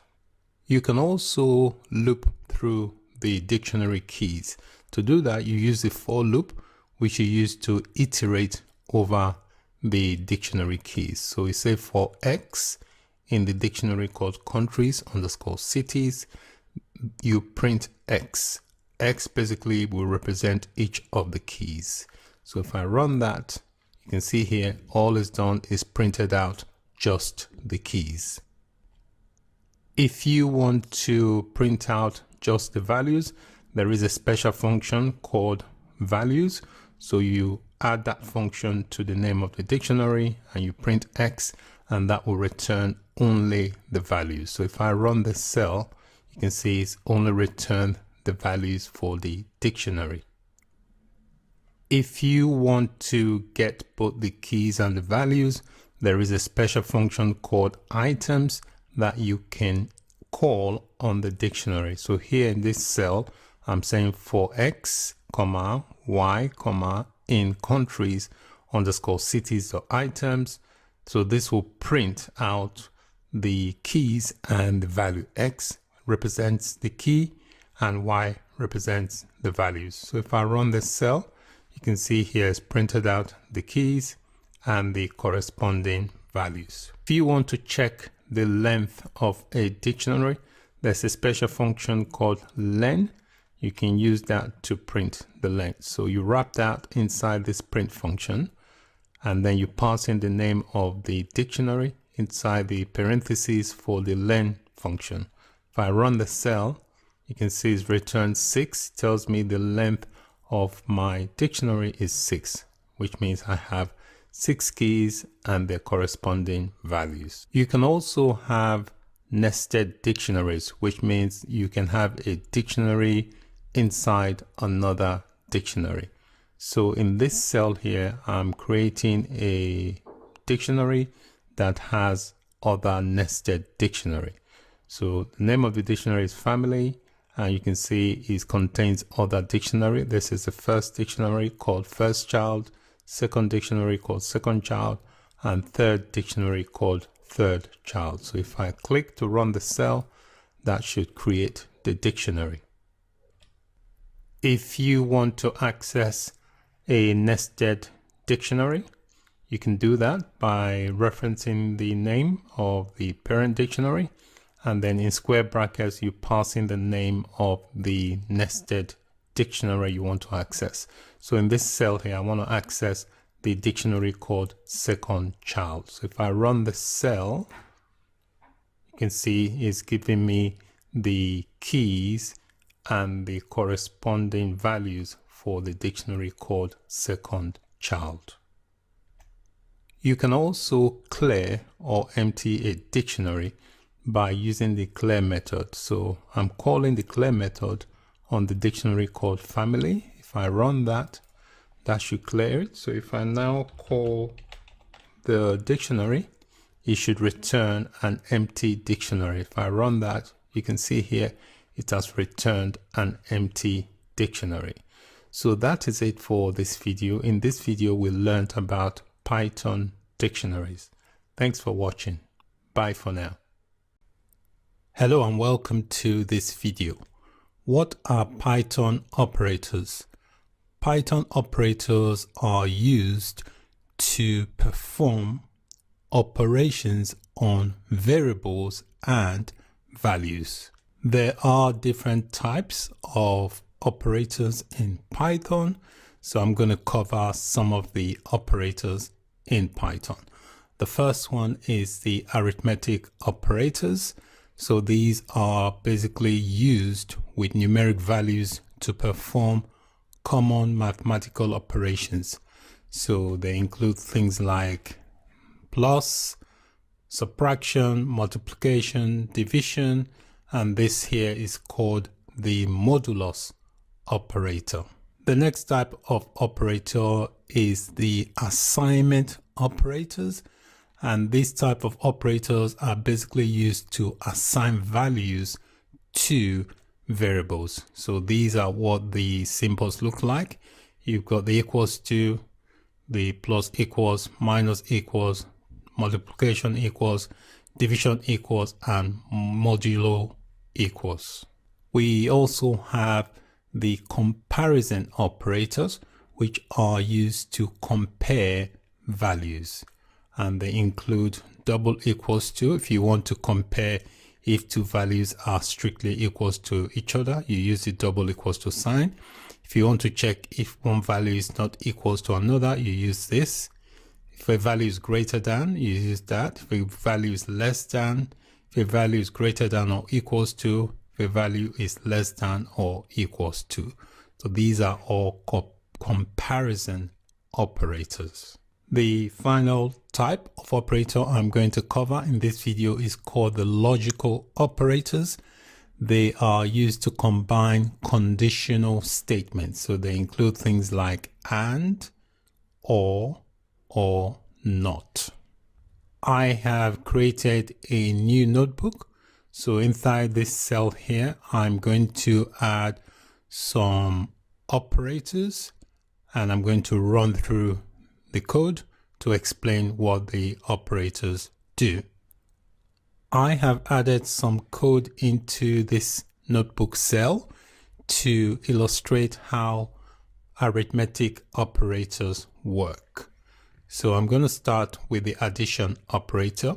So here I'm creating two variables, variable x and variable y. Variable x, I've given a value of 7, and variable y, I'm giving a value of 5. So I'm using the print function to print the value of x plus y. So this here is the addition operator. All right. So I will run the cell later. I'm not running the cell now, but I'm just showing you the examples of the operators within the arithmetic operator. Here we've got two values, value x, value y. I'm using the print statement to print the value of x, subtract the value of y. So this here is the subtraction operator. Next, we've got the multiplication. The multiplication in Python is represented by the asterisk. Again, we've got two values, x and y. We are using the print function to multiply the value of x times the value of y. And then here we have two variables, x is equals to 12, y is equals to 4, and we're using the print function to divide x by y. Slash is known as the division operator. We've got one more, which is the modulus operator. So we've got two values, values x equals 7, value y equals 5. We're using the print function to print x modulus y. Modulus basically means when you divide by a number, it will only return the remainder from that division. For example, if you divide 7 by 5, basically 5 can go into 7 once, remainder 2. So the modulus operator will return the remainder, which is 2. So let me run the cell and you can see the output. You can see here the first value here is 12, which is x plus y. So 7 plus 5 is 12. And the second value here is 2. So if you take away 7 from 5, which is the subtraction operator, that gives you 2. The third value here says 35, which is multiplication. If you multiply 7 by 5, that will give you 35. Next one is the division. If you divide 12 by 4, that will return 3. And for the modulus operator, modulus will always return the remainder. So 5 can go into 7 one time, remainder 2. So it returns the remainder, which is 2. So this is how the arithmetic operator works. I've added some code into my second cell in my notebook. This is the second cell. And this code here is going to illustrate how the assignment operator works. Assignment operators basically used to assign values to variables. We already used that in the previous example for the arithmetic operator. You can see all this equals to sign here. We're using it to assign values to variables. All right. So there are different types of assignment operators. So here I've got a variable called city. I've given it a value of London using the equals to, which is the assignment operator. So here I'm telling the print function to print the value of city. Here I've got two values, two variables, x equals to 7, and then x equals to plus equals to. When you have a plus equals to, you're basically saying add this 3 to the value of x. So when you print x, x will now print 10 because x is 7, and we're saying we're calling the value, we're calling x here, and we're adding plus equals to means add 3, and then you're using the equals to assign the 3 to the 7, making it 10. So the same process with the minus. If you do a negative equals to, that means you're taking 3 away from the value of x. Same thing with the multiplication. What that is saying is that you are multiplying 3 by 7. With the division, the same thing. You are dividing 3, the value of 3 here, slash equals to mean divide equals to. You are dividing that by 3, that will return 2. Same example with the modulus here. We've got the variable x equals to 7, then x equals to the percent equals to, which is modulus equals to 3. What that means is that for the modulus operator, you're going to divide 3 by 7 and return whatever is left. So this here, print x, will return 1 because 3 can go into 7 2 times. It will have 1 remainder. That's what this print x is going to return. So let's run this cell and then we can see. So you can see here, these are all the values. Let's go to the top of the value. It says we're printing x here, which is the value of city. And you can see here it prints London. And then the next one here, we have the variable x and we're adding 3 to it. So we print x, x now becomes 10. So the same thing here, we've got the variable x, which is 7. We using the negative equals to, it will subtract 3 from that, that will return 4. And then here we're multiplying 3 by 7, give us 21. And here for the division, we're dividing 3 by 6, gives us 2. And here for the modulus, 3 goes into 7 2 times, remainder 1, so the modulus will return 1. I have added some more code to a new cell here to illustrate how the comparison operators works. So comparison operators are basically used to compare two values. So let me run through the examples here. Here I've got a variable x equals to 7, variable y equals to 3. I'm using the print function to check the comparison. Where you have a double equals to, it means you are comparing. So it's saying print x is equals to. A single equals to is used to assign a value. Where you have a double equals to is used to compare a value. So note the difference. Here x equals to 7 is a single equals to. That is used to assign values to variables.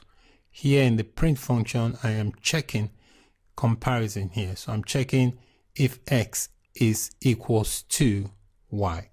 All right. So this, if I run the cell, this is going to return false because 7 is not equals to 3.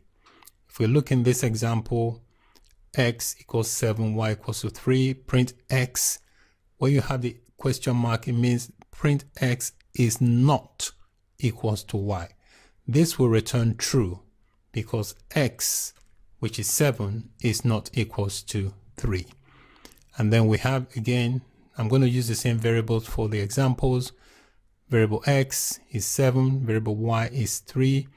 I'm using the print function to print is x greater than y. This will return true because 7 is greater than 3. Same thing here. We're checking is x less than y. This is returned false because 7 is not less than 3. Again, the same thing. We're checking x is greater than or equals to y. This will return true because 7 is greater or equals to 3. In this example, same thing. Check if x is less than or equals to y. This will return false because 7 is neither less than or equals to 3. So let me run the code and you can see the output. With a comparison operator, you always get a true or false value because you're checking things. Is this equals to what, and so on. So you always get a Boolean result. Boolean basically is a true or false outcome. I have entered some code into another cell, and this cell here is going to illustrate how the logical operators work. Logical operators are used to combine conditional statements. Okay, so here I've got a variable x equals to 7. and I'm using the print function to check some conditions. So I'm saying x is greater than 3, and this and here is a logical operator, and x is less than 10. This is going to return true because 7 is greater than 3 and 7 is less than 10. All right, so if we look at this example here, x equals to 7, we're going to use a print function to check the comparison. We're saying x is greater than 3 or x is less than 4. This is going to return true because one of the condition where you have an or, all you need is one of the conditions to be true, and that evaluates to true.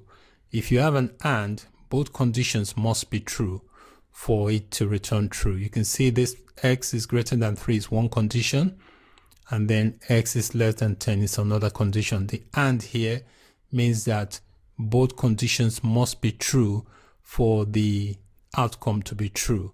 With the or logical operator, you only need to have one of the expression to be true, and that will return true. So in this case, x is greater than 3. That returns true, okay? But 7 is not less than 4. You can see here it says x less than 4. 7 is not less than 4, so this part of the expression is false, but it will evaluate to true because one of the condition in the comparison is true when you use the or operator. Here we're saying x is 7. We're using the print function to use the not part of the logical operator. We're saying not x is greater than 3 and x is less than 10. This is going to return false because not is used to reverse the result. So let me run the cell and you can see the outcome. You can see here, first outcome is true, second one is true, and the last one is false. In this video, we learned about some of the operators in Python. Thank you for watching. Bye for now. Hello and welcome to this video. In this video, we are going to learn about Python conditional statements. What are conditional statements? Conditional statements are statements that perform certain type of computations or actions based on certain conditions which will evaluate to true or false. These conditions are known as Boolean conditions. There are three main types of conditional statements. There's the if statements, the elif statements, and the else statements. What are if statements?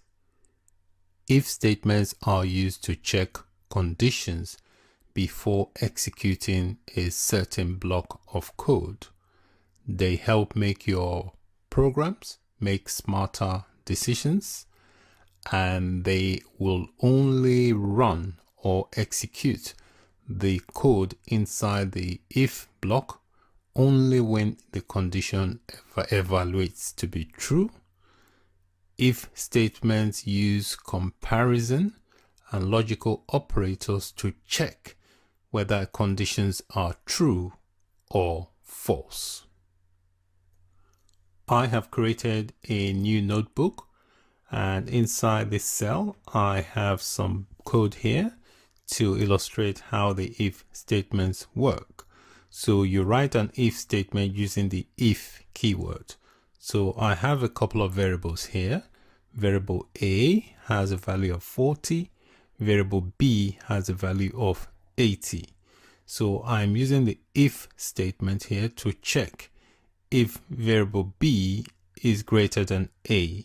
Now that is the condition. So the greater than sign is what we use to check the condition. So B has 80 and A has 40. So B is definitely greater than A. So that condition will evaluate to true.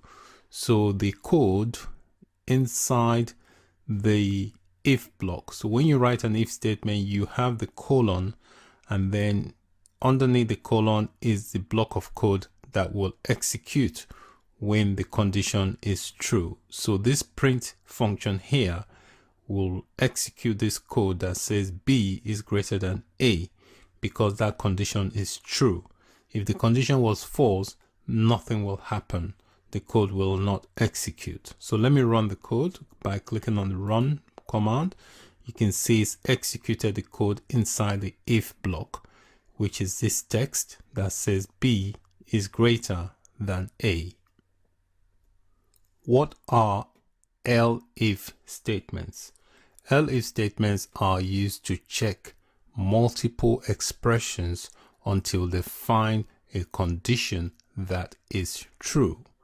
When they do find a condition that is true, it will only execute the block of code as soon as one of the conditions evaluates to true. So if you're checking for a few conditions, it will execute the code it finds for the first conditions that evaluates to true. I have a block of code inside my second cell to illustrate how the if statement works. So I have two variables. Variable A has a value of 40. Variable B has a value of 40. So they both have the same value. So I've got an if statement which is checking is B greater than A.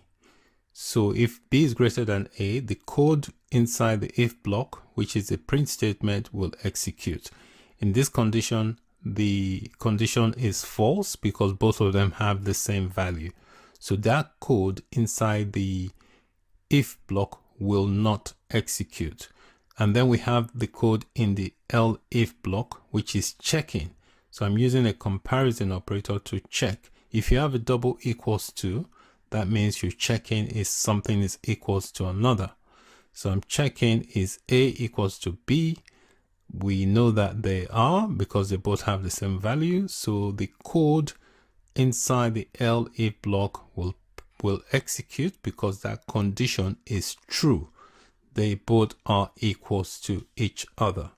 So let me run this cell and you will see that the code inside the elif block is the one that is being executed, which is this print statement that says A and B are equal. What are else statements?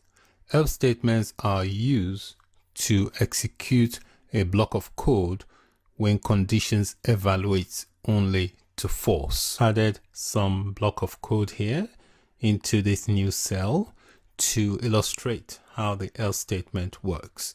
So I have two variables. Variable A has a value of 20. Variable B has a value of 10.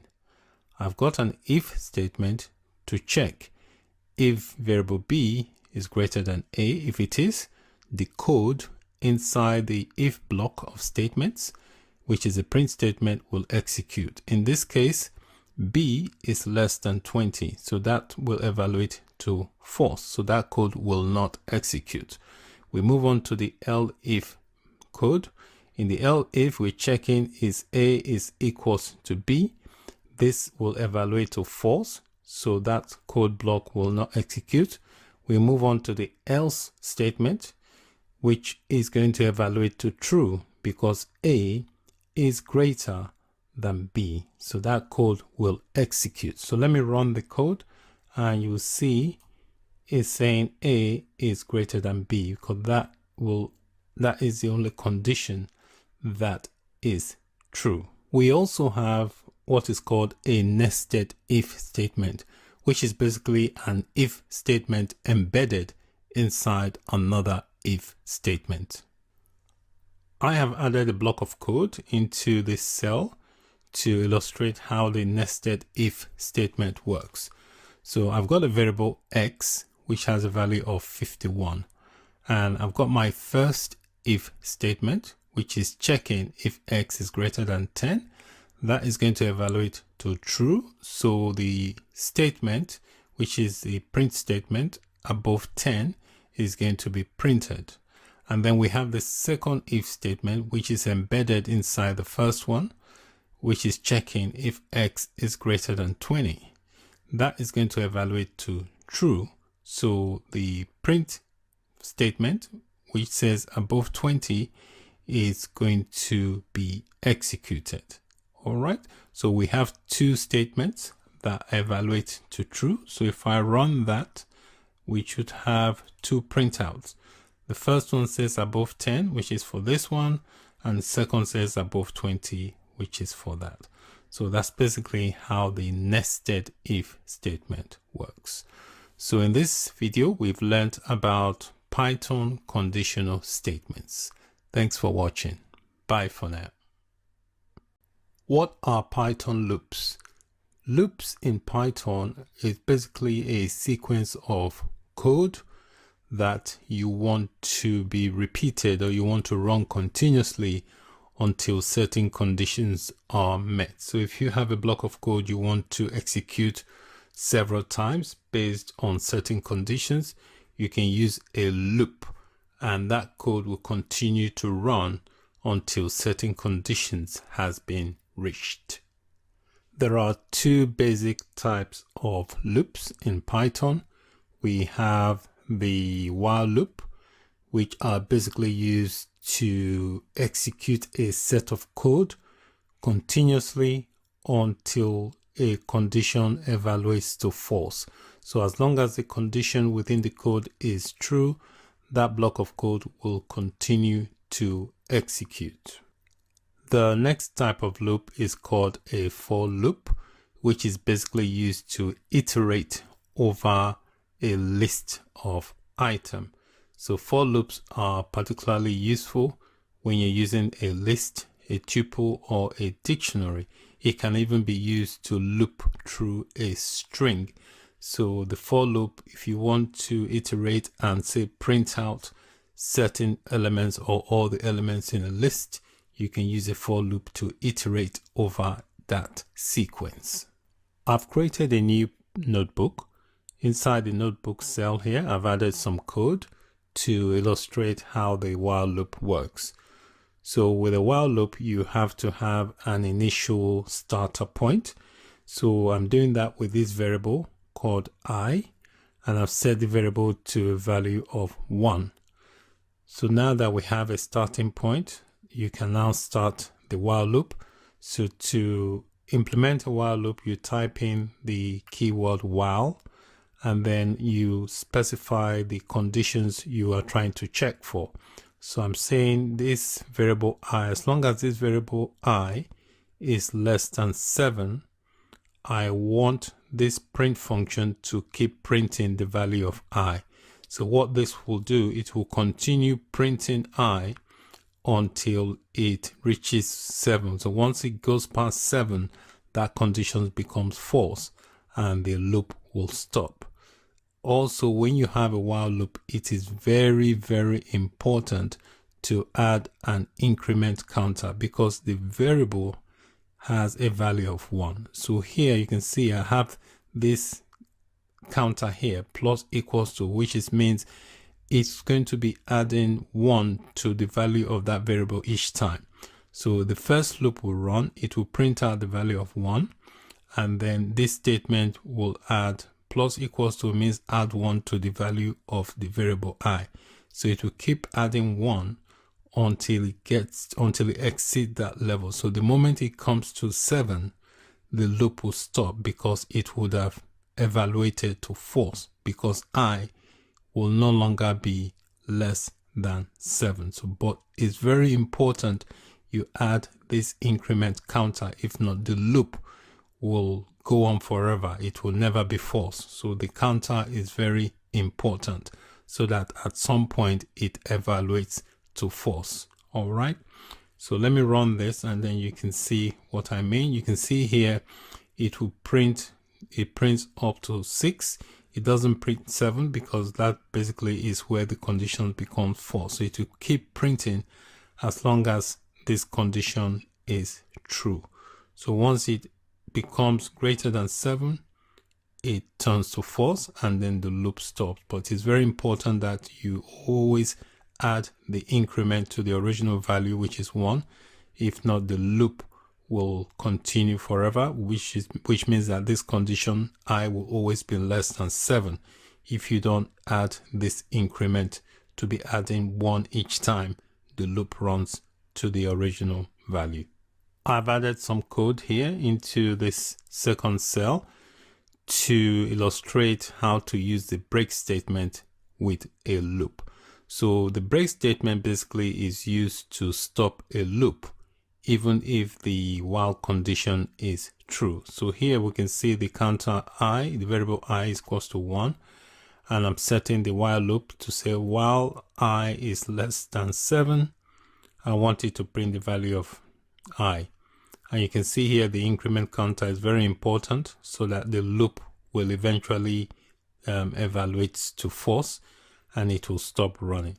So you can see here I'm adding a break statement. So I say if when I becomes equals to 4, I want there to be a break. All right, so let's see how that works. We'll run that and you can see here it stops at 4 even though the condition is still true, because I at this stage is still less than 7, but we are breaking the loop using this break statement. You can also have the continue statement, which you can use to continue from where you stopped within the current iteration of that loop.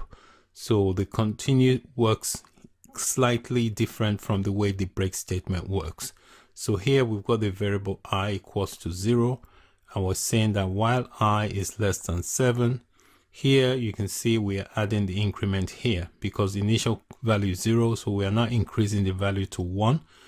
And here we're saying when I becomes 4, continue, and then we're telling it to print I. So you will see here when I run this cell that the number 4 is going to be missing from the report, from the result, because we're telling it to continue when it gets to 4. So it will skip 4 and then continue with the loop. So if I click run, you can see here it does 1, 2, 3, it skips 4 and then prints out the rest. I've got some code in this cell here to illustrate how the for loop works. So with the for loop, you have to use that to iterate over a list. So I've got a list here called fruits, and it's got different elements in it. So if I can use a for loop to iterate over this list of items and then print out each value. So to implement a for loop, you type in for, X here is going to represent each item in this list called fruits. So I say for X in fruits, print X. So if I run the cell here, you can see here it's printing out all the items within that list. You can also use a for loop to iterate into a string. So you see here I've got a string called strawberry. I can use a for loop to iterate over each character within this string called strawberry. So if I run that, you can see here it's printing out all the letters that make up the word strawberry. You can also have a nested for loop, which is a loop inside another loop. So here I have two lists. The first is called ADJ and the second is called fruits. They both have 3 items. So here I'm implementing a for loop. So I'm saying for X in the first list called ADJ, X will represent each item. And then the second loop, I will say for Y, Y represent each item in the list called fruits. So I'm using the print statement to print X, which will print all the items in the list X and the items in the list called Y. So if I run that to make more sense, you can see here it's saying red, which is this value, and then apple for the other one, and so on. Okay, so that's basically how a nested for loop works. It's a loop inside another loop. In this video, we learned about Python loops. Thanks for watching. Bye for now. Hello and welcome to this video. In this video, you will learn about Python functions. You learn how to create a function and also how to call or activate a function. What are functions? In Python, functions are pieces of code or code blocks that are used to do something. Basically, they are a group of related statements that are used to perform a specific task. Functions are useful. They help break your programs into smaller and modular chunks so that as your program grows larger and larger, the functions makes the programs more organized and easier to manage. Functions avoids repetition and makes it possible for you to reuse your code. So once you've created a function, you can reuse it as many times as you want. Once you've created a function, the function does not do nothing until you activate or call the function. So the process of activating a function is also referred to as executing or running a function. And you do that by calling the function with its name. So whatever name you've called your function, if you want to activate or execute it, you need to call it by its name.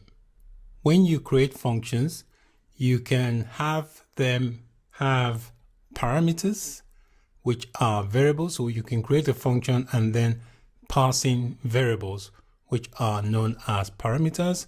And also when you are calling or executing the functions, you have to call it and supply arguments. The arguments are referred to as values. Functions can return data as a result. There are several types of functions. There are built-in functions and there are also user-defined function. An example of a built-in function is the print function, which you can use to print stuff or data on the screen.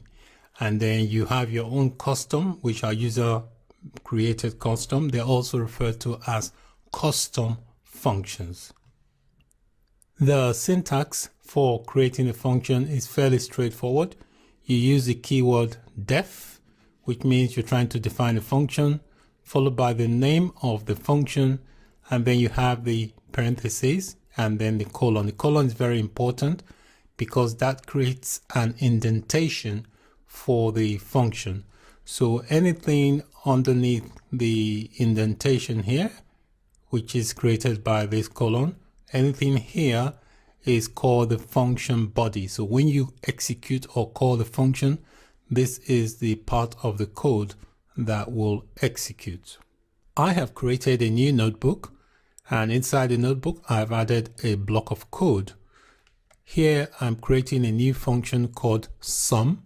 So you create a function by using the keyword def space. You give the function a name, and inside the parentheses you can pass in parameters if you want to. Parameters are like variables. So you can see here I've passed in two parameters, x and y. You can also leave the parentheses blank without any parameters. So after you define the function, you add the colon. The colon creates this indentation level here.